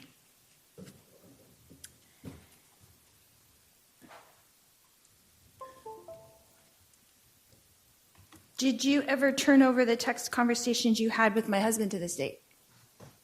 I was never asked, but I understand that they retrieved them via having them through Charles' phone. Okay. I would have had I been asked. Okay. Did you turn over any other communications that you had with anyone else regarding this case to the state? I don't believe I've had any other regarding this case to turn over to anybody, so no. Okay. How many times have you spoken to this prosecutor? To Ms. Kay, Yes, to Miss Kay. I met with her once in person and one other phone call, and then just text messages about the logistics of being here today. Okay. How many text messages would you say? I have no idea. More than 10? I know court was running behind, so she had to text me to come at a different time. Probably counting yesterday and today to redo the time, more than 10, yes. Prior than that, probably no. Okay. Did you have a meeting with her to prepare for this testimony? I met with her once. How long was that meeting? An hour, maybe an hour and a half. Okay. Was anyone else there? No.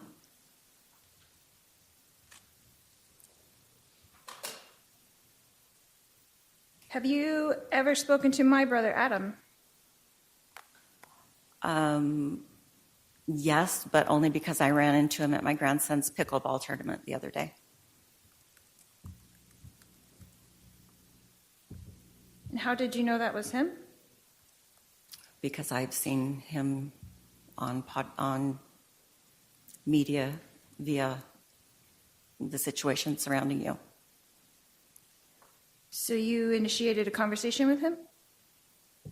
I just said hi, and he asked me who my grandson was, and I pointed it out, and that was the end of it. So you introduced yourself to him? To my brother? I don't know that I introduced myself, but maybe. How would he know who you were? I don't know that he knew who I was. I knew who he was. So you went up and talked to him? I did talk with him, yes. He didn't call you over, so you went up and talked to him? Yes, ma'am. Okay. And when you were talking to him, you told him you were who? I told him that my name was Nancy Jo Hancock. And did he recognize that name from something?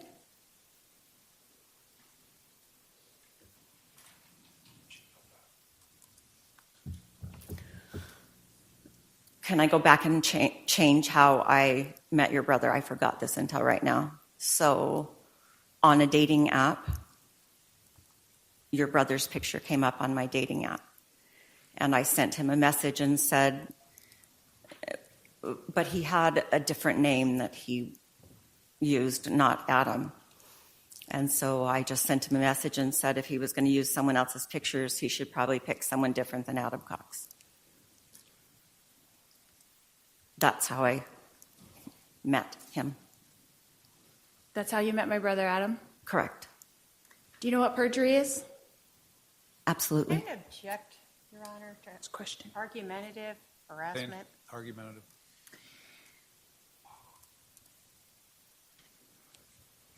How long was this conversation that you had with my brother at the pickleball tournament? A couple of minutes, maybe less. And how many times had you communicated with him before that? Only that message on that dating app. Besides that, One message, one time? I don't remember. I think he messaged me back, and it didn't continue. So just the one day then?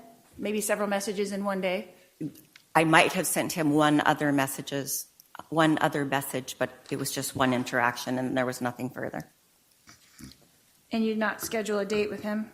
I did not. Okay. Have you ever spoken to Brandon Boudreau?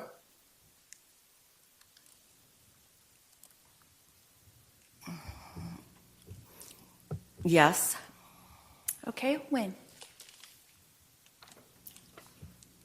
He attends the same church that my daughter does, and he happened to be at their house briefly, and I didn't really speak to him. I just knew that that's who he was. And how did you know who he was? Because my daughter told me. And who did she say he was? Brandon Boudreau. In relation to me? She knows the story, and I know the story, so she just had to tell me that his name was Brandon Boudreau. That he was married to my niece? Is that the information that you had? I know that he was married to your niece, yes. Okay. Just the association is all I was asking.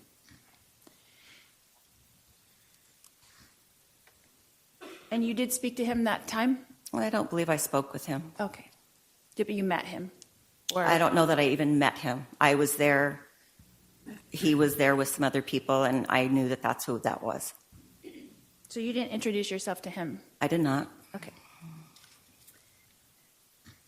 Did you speak to any other law enforcement besides Miss Kay? Not that she's law enforcement, but did you speak to any other law enforcement about this case or be interviewed? Yes. Who? Who did you speak with?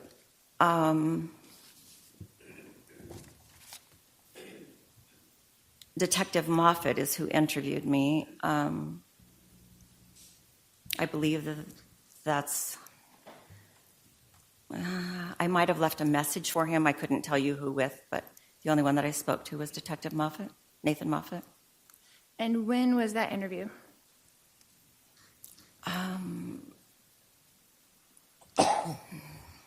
In 2020, I believe in April. A long time ago. Okay. How long was that interview about? It was a telephone interview, and it lasted 45 minutes, I'd say. Is that the only law enforcement that you spoke to besides the prosecutor? Yes. And how long between that interview with Detective Moffat and your first communications with Ms. K, how much time passed in between there? With Trina Kay, Correct. I met with her just a month ago, 5 weeks ago, and I gave an interview in 2020, so. Is that the first communication you had with Ms. K was 5 weeks ago? Yes. Okay.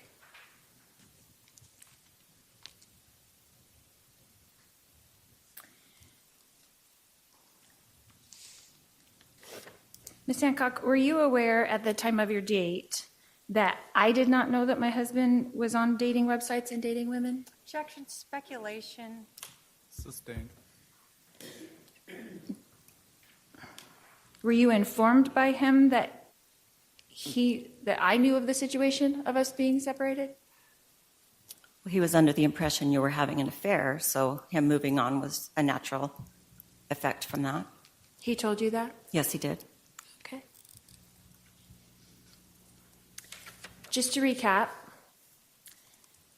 you said that you met my husband Charles, on July 3rd. Is that correct? Approximately. Give or take a day. And you went on a date with him on July 10th. Correct. So that was what, 7 days later? Approximately. So would it be fair to say that you knew my husband for a week? Approximately. Okay. And then you had no contact with Charles after that, correct? Well, he was dead, so clearly I didn't have contact with him. Okay. And it wasn't until you saw that he had passed away on the news that you reached out to anyone, is that correct? Correct. I didn't know he was dead. And that was about 6 months later, is that correct? I believe it was December, so July to December is 5 months, I believe. Okay.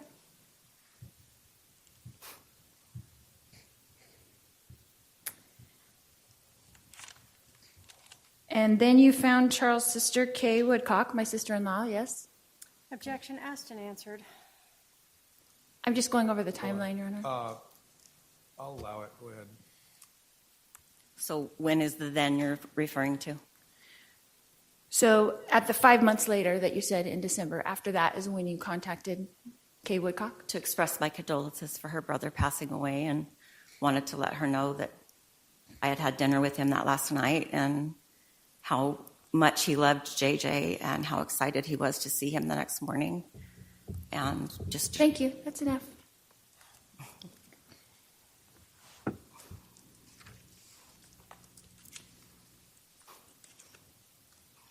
I'm just recapping here, and you contacted her through Facebook, is that correct? And again, asked and answered. I don't think that was actually asked yet. I'll overruled. Go ahead. yes, as I said before, I contacted her through Facebook. Okay.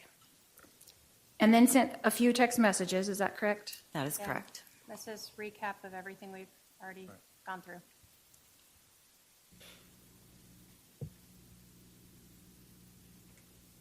And then you said you met with police on April 22nd, 2020, is that correct? I didn't say April 22nd. I said I believed it was sometime in April. Okay, And I didn't meet with them. It was a telephone interview. okay.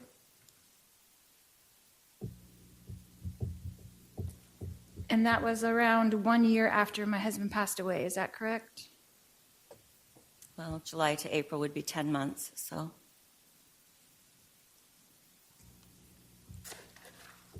No more questions, Your Honor. All right, redirect. Thank you.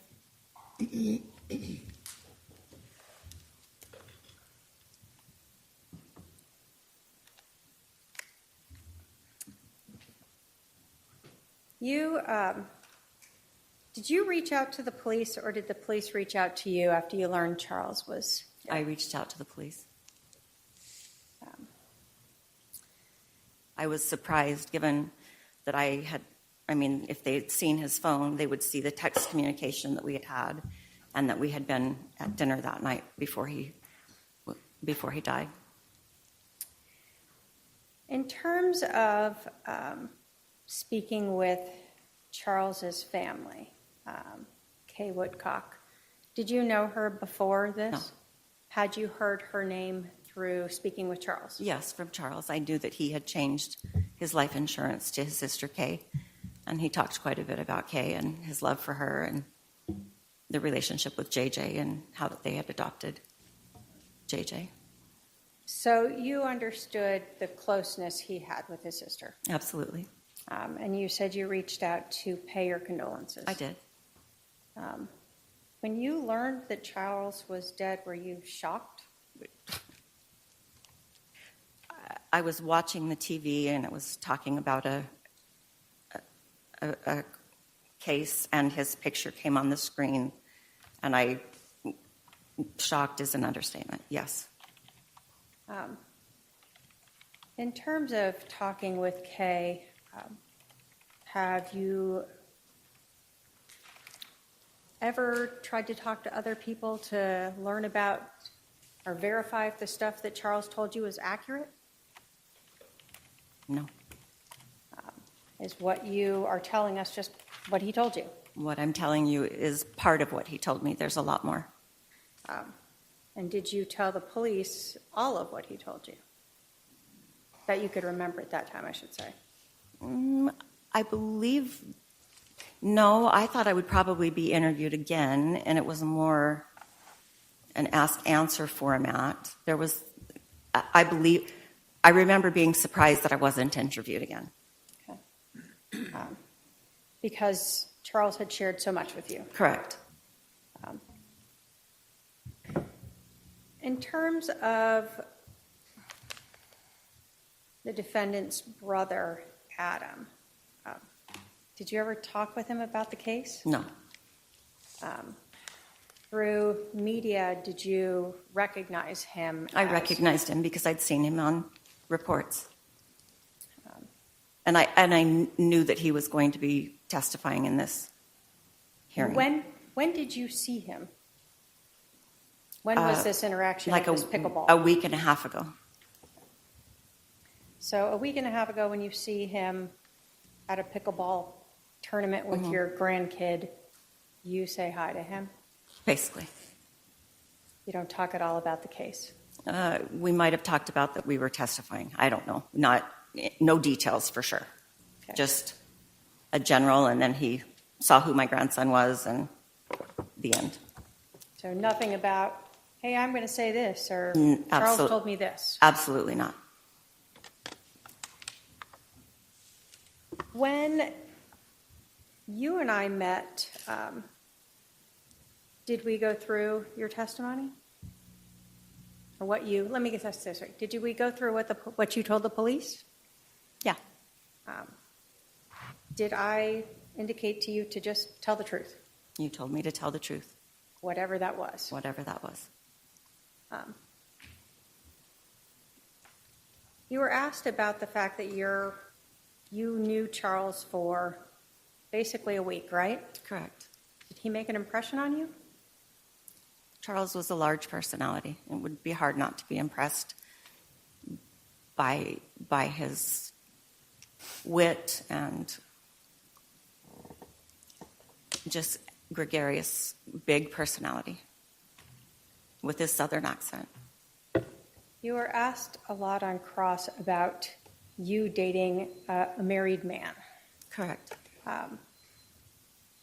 What was your impression of where this relationship was between Charles and Lori Vallow when you and Charles started talking? Well, I knew that they had separated and that they had reconciled, and I knew he had filed, and then he had recanted that. But he also had met with an attorney to begin the process again and was very emphatic that he was done with all the craziness. And was that last time something that you understood to be very recent? Prior to us meeting? Yeah. Yes. When he's talking to you, he's telling you about, you said, sort of the whole year of 2019, correct? But this last understanding that you had of him now going back to a divorce lawyer, was that something you understood to be very recent in time to that July 10th when you're meeting? Correct. Okay. And did you understand him to have even met with an attorney? I believe he told me that, yes. So that was where you were at. Yes. And that's what you understood Charles to be at. Yes, and I will say, after having dinner with him, I did tell him that no one would want to be serious with him until he was further along in accomplishing that divorce that he was in the process of, including myself. So even though you knew he was just barely starting now, did you still want to meet with him again? Yeah, I wouldn't have entertained a serious relationship, but he was fun, and yeah, I would have met with him again.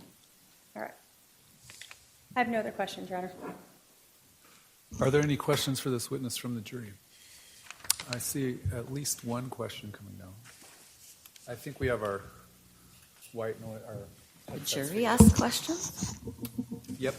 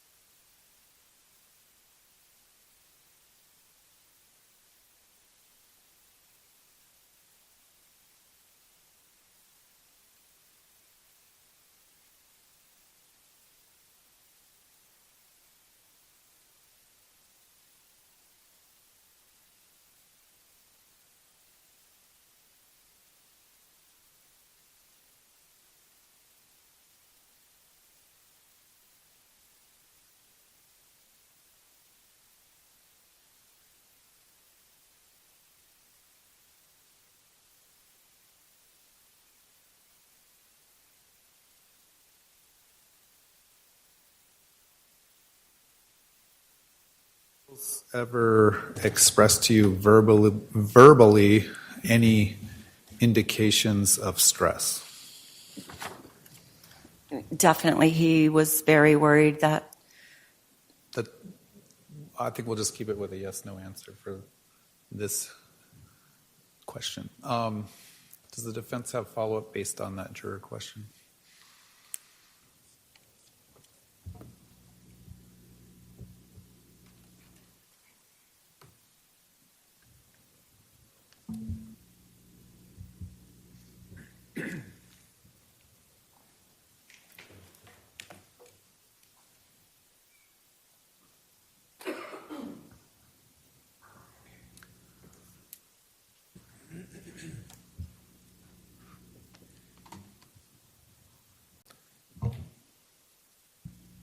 Does the defendant have follow-up based on that juror question? Oh, no, Your Honor. All right, state. No. All right, you can step down. Thank you. thank you. State can call its next witness. I thought he was talking to me.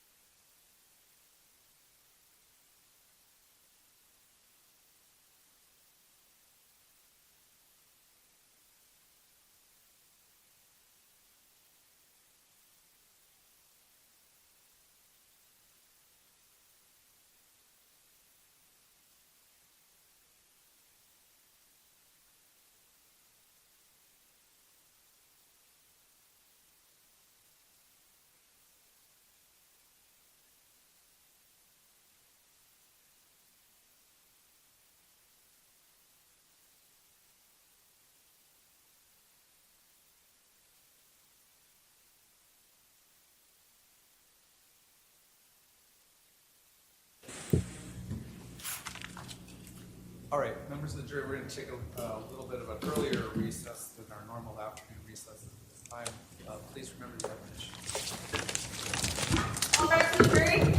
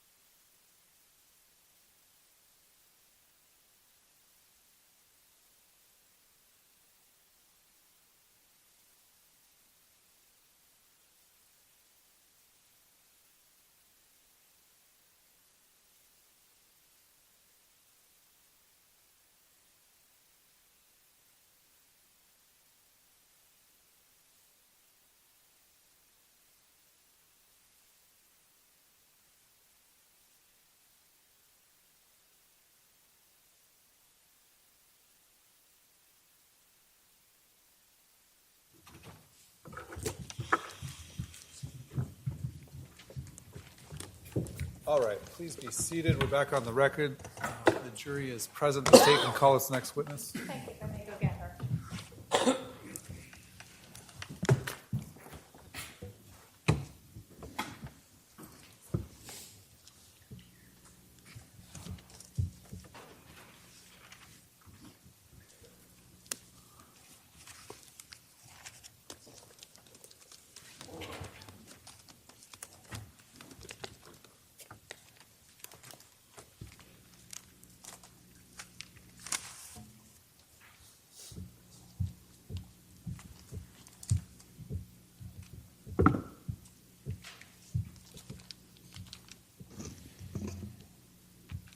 State calls Christina Atwood. All right, ma'am, you're going to come right up here in front of me and be sworn in.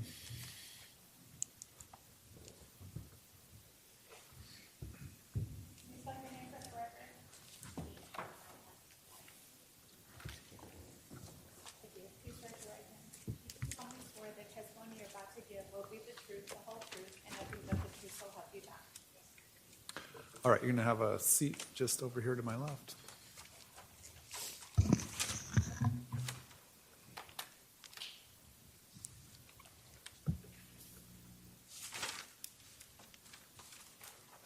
Would you please introduce yourself to the jury?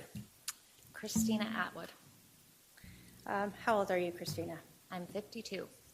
And if you can get just a little closer, you're very soft to the... 52. Thank you. I know nobody wants to say that loud. Do you live here in Arizona? Yes, Did you live here in Arizona in 2019? I did. Are you from here? Not originally. How long have you been in Arizona? 2009. I want to start by asking you a little bit about some personal part of your life. Are you a member of the Church of Jesus Christ of Latter-day Saints? Yes, Were you raised in that religion? I was. As a member of the Church of Jesus Christ of Latter-day Saints, did you ever meet Lori Vallow? I did. Do you recall sort of where you first met her? Let's start with that. At church. And do you recall approximately when you first met her? We moved into that area in 2010, and I'm not sure if their family was there at that time or not, but Sometime after that? yes, And did you know her husband, Charles Vallow? yes, Was that also through church? yes. Did you initially, well, let me start. Did you know they were married? Yes. Did you have more contact with one over the other? More with Lori than with Charles. And why was that? My sons and husband had interaction with Lori through the primary program, and I didn't have much interaction with her before they moved to Hawaii. But when her and Charles had moved to Hawaii, we went on a trip and we stopped to visit, and Charles was not at home, and so we interacted with Lori on that trip. Okay. Do you see Lori Vallow at that time in the courtroom today? I'm sorry, what was that? See Lori Vallow in the courtroom today? Yes. And can you point her out and identify what she's wearing? Purple top and suit coat, dark suit coat. Your Honor, may the record reflect the witnesses identified the defendant. It shall. Okay, so you told us that you met Lori and Charles through the church. Do you know how long you went to church with them before they moved to Hawaii? I don't recall what year they moved, but I know that we moved to the area in 2010 and we went and visited in 2015. Okay. And that's you visited them in Hawaii. Hawaii. Mm-hmm. Yes. Other than that, well, let me ask you, when you visited Lori in Hawaii, were her kids there with her? That you said they lived there, right? Yes. Okay, so did you know at that time how many children were living with Lori and Charles? 2. And who were they? JJ and Tylee. I don't know if Tylee was there that weekend. She may have been gone. It might have just been JJ. But you were familiar with them having those two children? Yes. Residing with them? And I also had known her son before they moved to Hawaii, was in our ward as well. But he wasn't living in Hawaii, I don't believe. That was, do you know if that was Colby? Yes. Was he a son from a prior marriage? Yes. Did you know any of Charles's children from a prior marriage? No. When you went to Hawaii and saw Lori and JJ, how long did you spend a day or weeks? How long were you visiting them? We visited on a Sunday afternoon for an hour or two, and then sometime in that week we got together for a couple of hours on the ocean, just paddleboarding, and that was it. Had you had social interactions with Lori and Charles prior to going to Hawaii? Not anything of other than waving or saying hello or something, no. So mostly it would have been prior to that tied to any church activities or Right. things like that? Correct. Did you at some point learn that Lori and Charles had moved back to Arizona?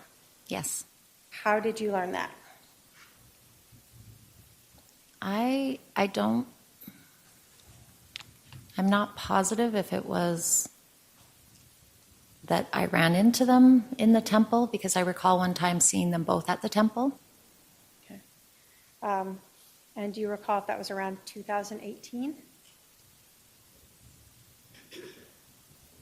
Yes.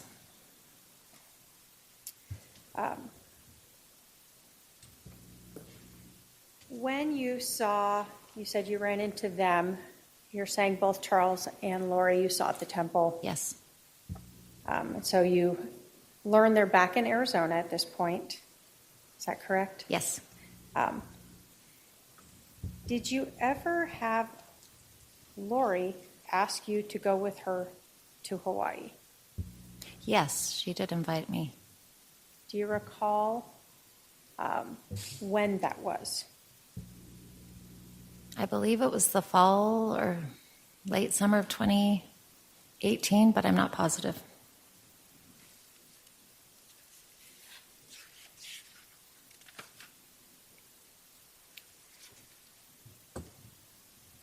Do you recall ever do you remember being interviewed by the police? Yes. And were you interviewed by a couple different detectives? Yes. In April of 2021, do you remember speaking with a detective, Ron Ball? Yes. And do you remember telling him that sort of the beginning of the year of 2019 is when Lori asked you if you wanted to go to Hawaii? Could have been, yep. Does that sound familiar to you? Yes. Did she tell you why she wanted to go to Hawaii? No, I don't recall. Let me ask you this. When you spoke with the police back in 2020, was your memory better at that point about all of what For was going sure. on? Now that it's 2025, has your memory faded as to some of the details? Yes. Would listening to a portion of your interview about that help potentially refresh your recollection? Yes. And Your Honor, if I can have my paralegal go up with Exhibit 282. Go ahead.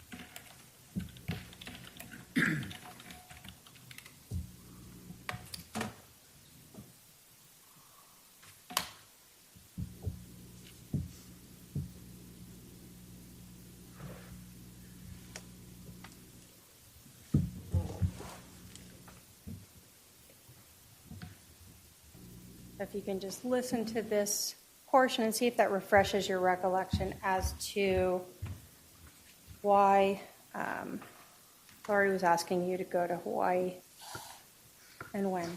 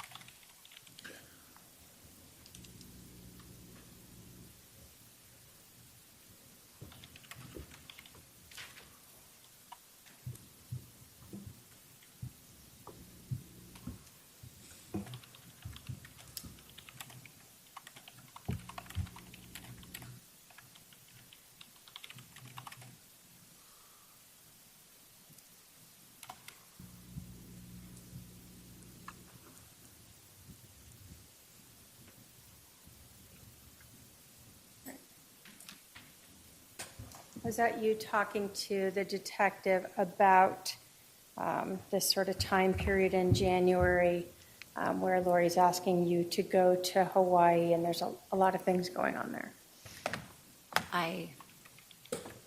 Yes, I recall that. I actually remembered the invitation being prior to that, and what I was referring to there was something else. Okay. So there was a prior time you had gone to Hawaii to see Lori and a prior invite, correct? No, I'd just gone in 2015 with my family. Okay. That's the only time That you went there with that I her. went there, yes. Okay. So having listened to that recording, did it refresh your recollection about Lori inviting you to Hawaii in sort of the January of 2019 period? Yes, but I didn't say there that I was invited to go, and I thought that that was previous to that time, but at some point in either the fall or the spring there, I thought it was the fall, winter, she invited me to go to Hawaii, Okay. and I wasn't able to go. When, well, let me ask you. So in January of 2019,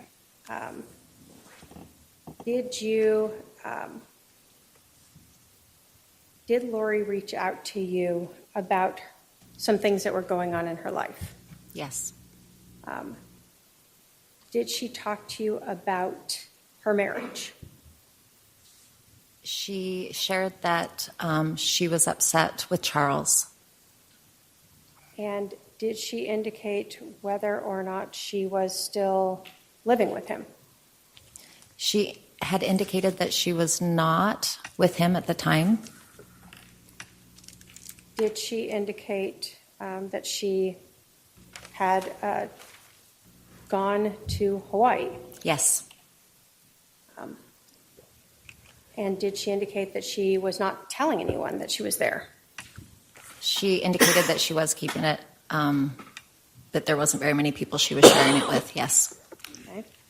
Did she indicate that Charles was back in Texas? Yes. Did she indicate that Charles had JJ with him in Texas? Yes. Did she indicate that her daughter Tylee was staying with her brother Alex? Yes. Did she indicate that Charles had tried to take her temple recommend away, and this was one of the reasons she left? Yes. And was it her, did she tell you that she didn't want Charles to know where she was?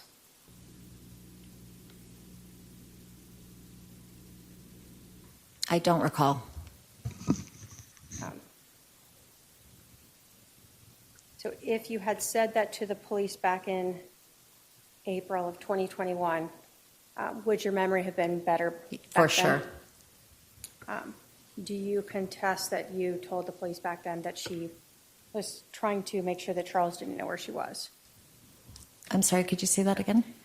Would you, if you had told the police back in April of 2021 that Lori told you she didn't want Charles to know where she was, would you have been truthful back then? For telling sure, him that? yes. Okay. Do you know how long she stayed in Hawaii? I don't. Did you ever become aware of her going to Idaho as well? No. Not until December of 2019. Do you know how long she stayed, how long she didn't let Charles know where she was? I don't recall. At some point, did you learn she was back in Arizona? Yes. And did she reach out to you to invite you to any groups? Yes. Do you recall approximately when the first time it was that you met with her in some group format in 2019? I believe it was spring 2019, maybe February. Okay. And do you recall, were there other people at that meeting? Yes. Do you recall who was there? Yes. Who was it? Zulema, Melanie Gibb, Nicole Earle, and Serena Sharp. Who organized that? Or who invited you? Let me ask that. Did Lori invite you, or did one of these other women invite you? I don't recall. Do you recall whose house it was at? It was at Zulema's. Okay. And did you know at that time if Lori and Charles were still separated? Could you say that Sure. again? Did you know at this meeting if Lori and Charles were still separated, living in different homes? Yes, I believe so. Did you know who was caring for JJ at that time? Yes, I believe she was at Alex's. JJ? Oh, sorry, JJ. I believe JJ was in Texas. Still with Charles. Mm-hmm. And that's a yes? Yes. Okay. And then you said Tylee was still staying with her uncle Alex? Yes. Did you know where Lori was living at that time? With Alex.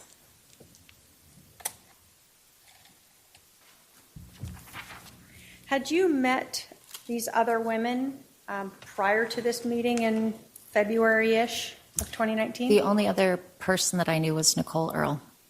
Okay. So this was the first time you were meeting the person whose house it was at, Zulema? Correct. The first time that you were meeting Melanie Gibb? Correct. And the first time you said Serena, is that Serena Sharp? Correct.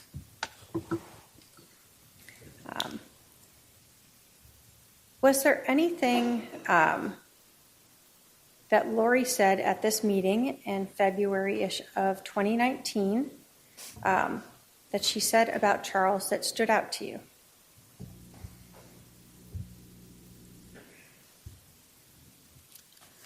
She was concerned about dark spirits plaguing him.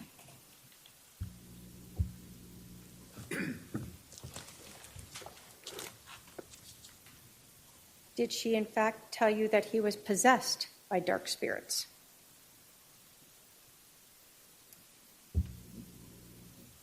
I don't recall. Did you recall talking to the police, again, back in April of 2021, and advising them that this is the first time you're hearing that Charles is possessed? If I said it then yes.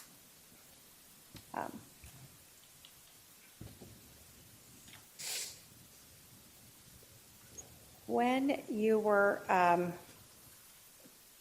meeting on this weekend, or this weekend, what do you remember about this group meeting? Was it a night, a weekend? How was that? It was an evening.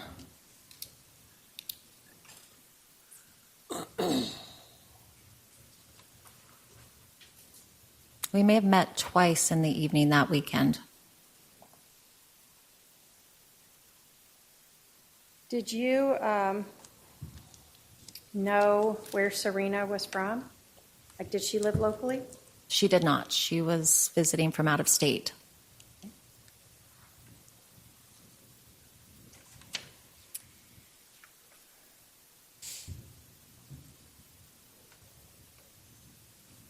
When you were meeting at these in February of 2019,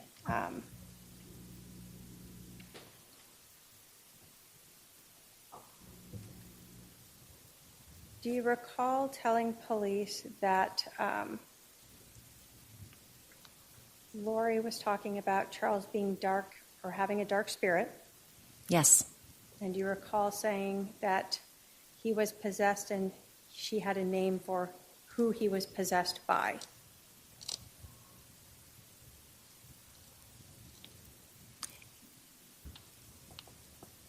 Sorry, can you say that one more time? Sure. Do you recall telling the police that he was possessed and she had a name for who he was possessed by? I don't recall, but believe that I said it. Would listening to your recording help refresh your recollection as to that? Yes. Your Honor, if we can have her listen to Exhibit 200. Go ahead.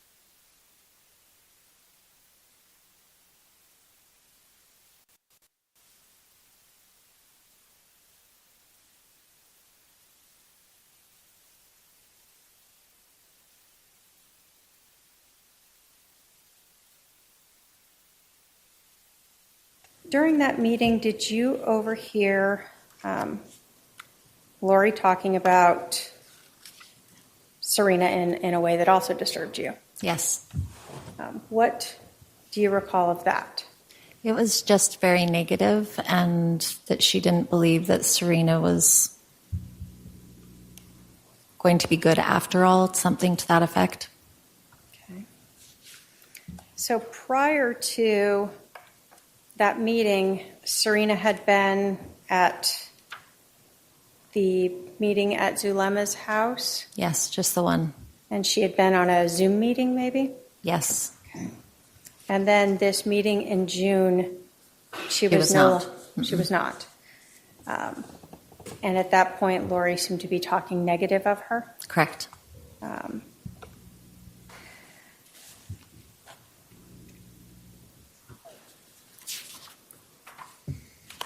When you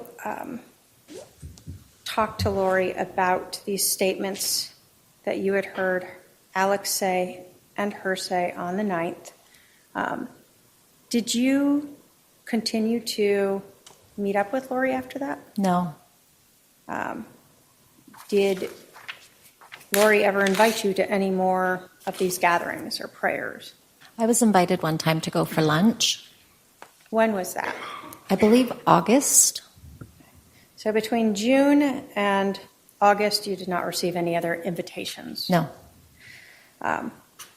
Did you at some point learn that Charles had been killed? Yes. How did you learn that? I received a text message that he had been killed. And who did you think had killed Charles? Originally, when I received the message, I believed it was a brother-in-law of his. And so it was some time before I realized that Alex had been involved. Okay. So initially, you had said when you met with Lori, that you would go to the police. But when you learned Charles was killed, your understanding was it was someone else. Correct. So when you learned it was Alex, what was going through your head then? I had somebody who had visited with Lori about it and had said that... Without going into their hearsay, let me just Okay. ask you this. Had you spoken to someone who was passing along information to you of what they understood had happened? Yes. Okay. The shooting of Charles by Alex was about a month after you had heard him say he wanted to kill Charles, correct? Yes. Did you feel like after you confronted Lori that she distanced herself from you? Yes. Did that seem to be the same as what you heard and saw happening with Serena? I don't know. Okay. On the 9th, you had heard Lori talking negative about Serena, correct? Yes. And she hadn't been invited to that meeting. She lived out of state, so it wasn't surprised that she wasn't invited. Had she flown in for a previous meeting, though? Yes. So, Just the one, the initial one.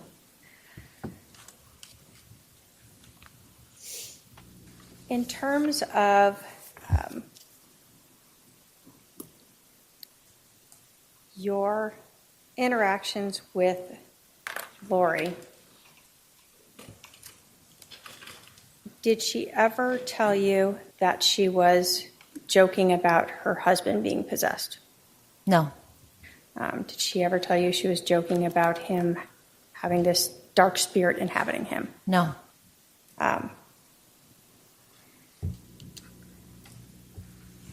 And did she ever, you told us that she told you there was a name for this spirit that you don't recall now, correct? Yes. Did she ever tell you she was joking about that? No. No other questions. Thank you. All right, Cross. No questions, Your Honor. Are there any questions for this witness from the jury? Not seeing any. Ma'am, you can step down. Thank you.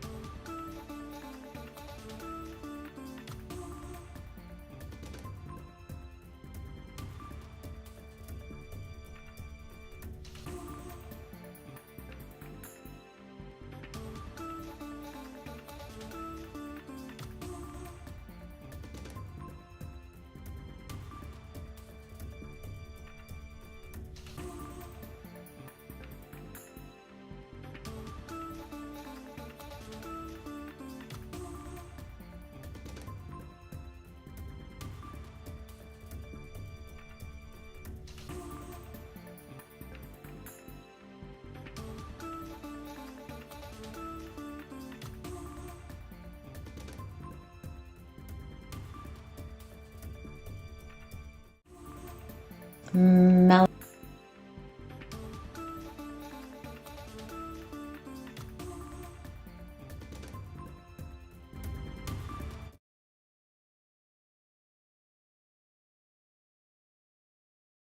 Gibb, Nicole Earl, and Serena Sharp. Who organized that? Or who invited you? Let me ask that. Did Lori invite you, or did one of these other women invite you? I don't recall. Do you recall whose house it was at? It was at Zulema's. Okay.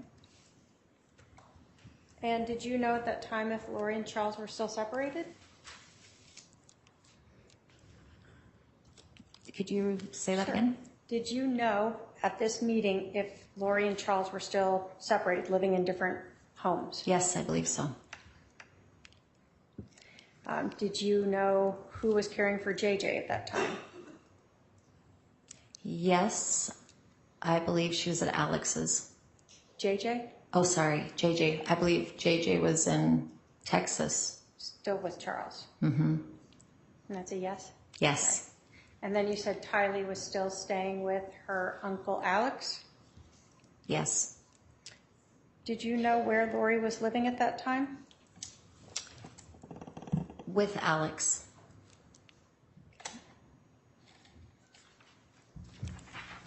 Had you met these other women prior to this meeting in February-ish of 2019? The only other person that I knew was Nicole Earl. Okay. So this was the first time you were meeting the person whose house it was at, Zulema? Correct. The first time that you were meeting Melanie Gibb? Correct.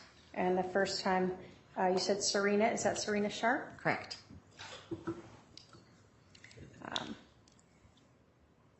Was there anything that Lori said at this meeting in February-ish of 2019 that she said about Charles that stood out to you?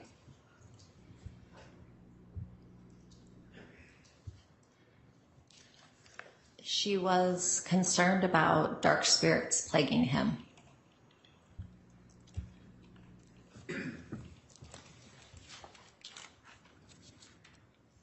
Did she in fact tell you that he was possessed by dark spirits?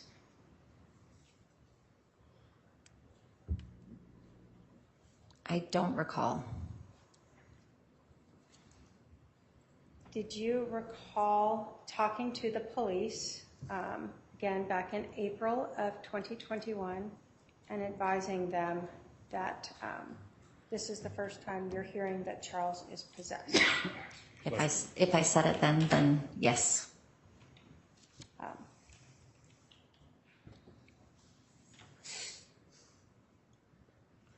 When you were meeting on this weekend, or this weekend, what do you remember about this group meeting? Was it a night, a weekend? How was that? It was an evening.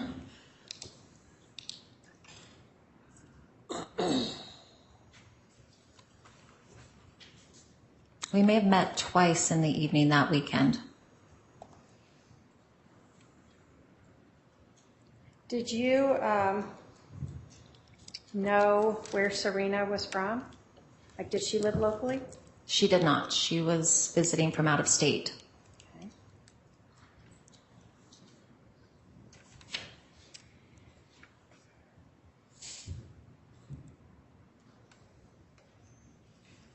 When you were meeting at these in February of 2019,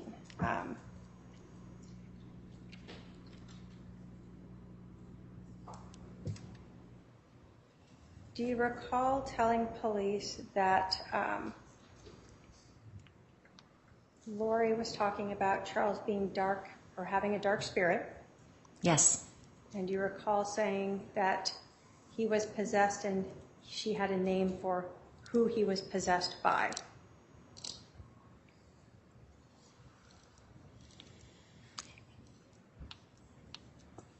Sorry, can you say that one more time? Sure. Do you recall telling the police that he was possessed and she had a name for who he was possessed by? I don't recall, but believe that I said it. Would listening to your recording help refresh your recollection as to that? Yes.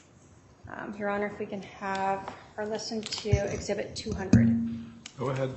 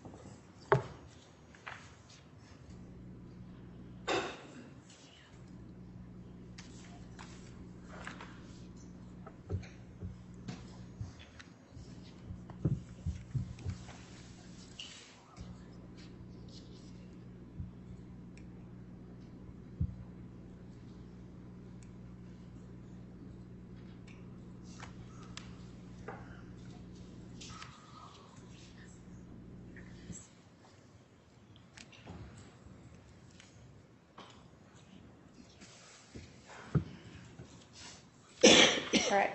Did that help refresh your recollection as to whether or not Lori had ever told you that her husband, Charles, was possessed? Yes. And did it help refresh your recollection as to whether or not Lori Vallow had told you that her husband was possessed by some spirit that had a name? Yes. And at that time, you could not recall what the name was? Correct. Correct. Okay.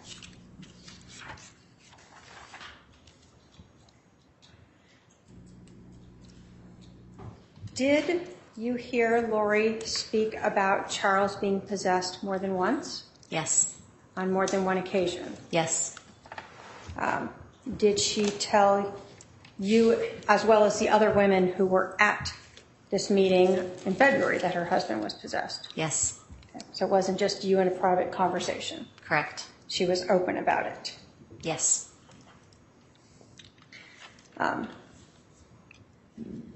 When you would try to reach Lori, did she have multiple phone numbers that you could call? Yes. Do you recall if she had more than 2 phones? I know 2 cell phones. Okay. And did she also potentially have a third line? A third phone number that might have been a home number?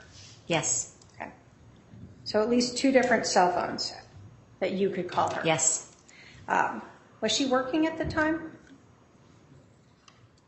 Not that I recall.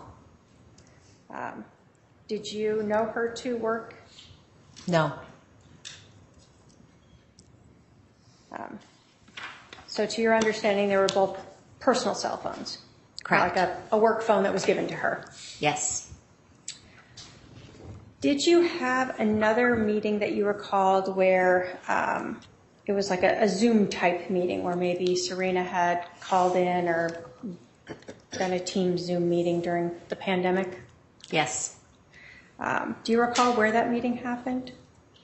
Did anyone meet in person during that one? Not that I recall. Okay. Everyone was attending via Zoom? Yes. And during this meeting, do you recall Lori again talking about Charles being possessed Yes. and being controlled by dark spirits? Yes. Did you ever participate in any castings?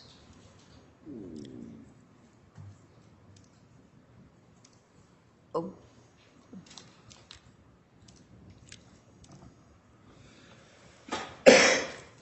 Let me ask it this way. Did Lori ever talk to you about casting? Yes. What did you understand that to mean? It was praying for dark spirits to be cast out of someone. Were you ever involved in a casting for her husband? I was in her presence when she prayed for that. Were you ever present when people were assigned different elements to be part of the casting? I don't recall.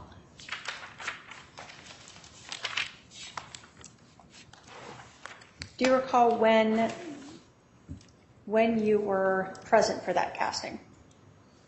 Do you recall which one of these meetings you may have been present for that casting? We have a meeting in February, as you said, and a Teams meeting. Was it at either of those? The last time that I got together with her at the Sulema's house, we had all got together and prayed. Okay. And Then let's talk about the last time. okay. Was the last time you all got together on June 9th of 2019? Yes. And you said that was at Zulema's house as well? Yes. Who invited you to that? I don't recall. Who was at the meeting? It's the first time I'd ever met Alex, her brother. Sulema was there. I believe her niece, Melanie Boudreau, was there. Nicole Earle and Melanie Gibb. And there was another woman that was a friend of one of the ladies, but I can't recall her name. Okay. So was this the first time you met Melanie Boudreau? No, I'd met her another time. And do you recall when that was? That was at Alex's house, I believe. Was that one of the two In meetings? between those two. The first and the last, I believe there was 3 meetings. Okay.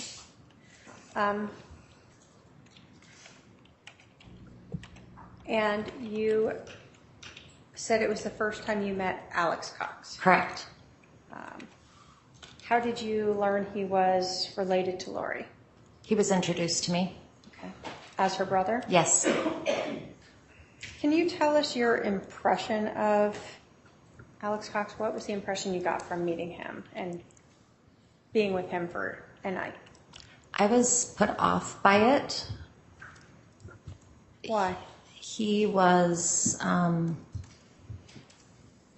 pretty loud and outspoken, I guess. And I was very uncomfortable with what he was talking about. Okay. Well, let's kind of go through what happened at this meeting. At this meeting, did Lori still express that her husband, Charles, was possessed? Yes. And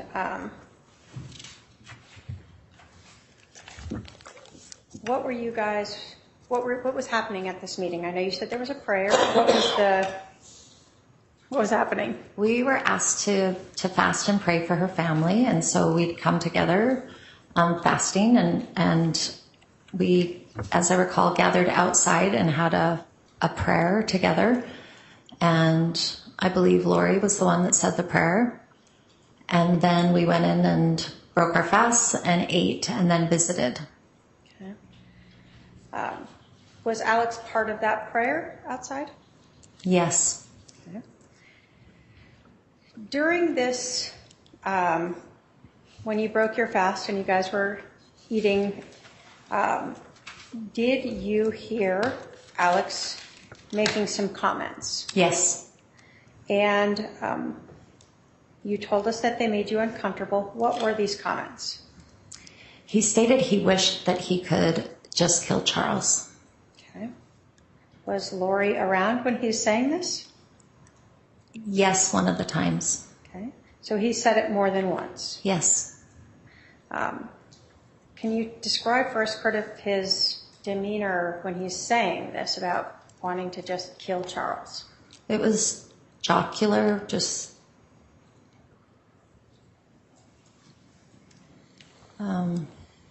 as I recall, he was standing up and just talking about it pretty loudly. And you said one of the times that he said this, it was around Lori. Yes. Did she react in any way to hearing her brother say that he wished he could just kill her husband? Not that I recall. Did you overhear Lori ever tell him, "You can't kill my husband"? No. Or why would you say such a thing like that? No. Did it seem to have any impact that you recall on her? No. Now, you were disturbed by this, Yes. but you didn't see that same reaction in her. Correct. What did you think when you heard this? It was upsetting. And so you've already heard Lori talking for at least a couple months about her husband being possessed, right? Yes. Inhabited by these dark, evil spirits, right? Yes. And now you're hearing her brother say that he wished he could just kill him. Yes. And this is on June 9th of 2019. Yes. During this same gathering on June 9th of 2019, did you hear Lori Vallow say anything about Charles that was also disturbing to you? Yes. What did you hear her say? I heard her say that she had crushed up some of JJ's medicine and put it in his drink mix. Did it sound like a significant amount of medication? Yes. When you heard this, what were you thinking? I was disturbed. So you're thinking now she's drugging her husband? Yes. Alex have any reaction to this? Not that I recall. So when you are hearing these sort of things, did you say anything at that time? I didn't. Did you stay much longer at this gathering? No. Did you decide to do anything as a result of having heard Alex make those statements about killing Charles and Lori making statements about drugging her husband? Yes. What did you decide to do? I reached out and asked her to visit with me. And when was that? I believe the next day. So June 10th? Yes, And did you meet with her? I did. And what did you tell her? I told her I was very concerned about what had been said and that it was really disturbing. And I told her that if something had happened to Charles, that I would go to the police. And how did she react to that? She said that they were just being silly and just playing off of each other and that she hadn't meant anything by it. She's just being dramatic. Did she also give you a sort of a lesser dose of drugs that she was drugging? Yes, she said that she hadn't given as many as she had suggested the day before. So minimized what she said. Yes. I'm going to talk to you a little bit about some other things that you had been hearing from Lori during this time period. From the time you started meeting with these gatherings in February through to June, did you start to see sort of a progression of things that Lori was telling you that seemed outside of your faith? Yes. Did she make statements to you that you believed went against your religion? Yes. Did she at any point tell you that she did not need to repent anymore? Yes. What is that meaningful to you in your religion? We believe that every single person outside of Jesus Christ has reason to repent. So when she said something like that, did that cause you some concern? It did. Did she ever talk to you about going through a translation? Yes, that she believed she was beginning to.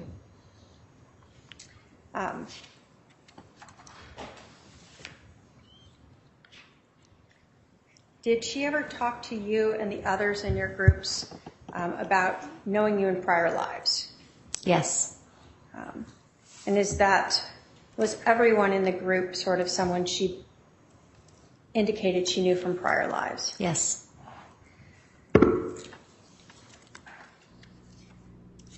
Now, prior to sort of February and then these 3 meetings, had you had a lot of contact with Lori?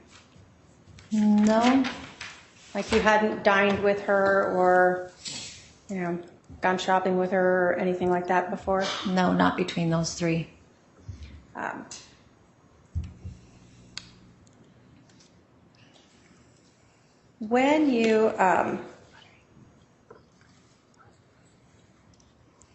When you were at that last meeting in June, was Serena at that meeting? No. During that meeting, did you overhear Lori talking about Serena in a way that also disturbed you? Yes. What do you recall of that? It was just very negative, and that she didn't believe that Serena was going to be good after all, something to that effect.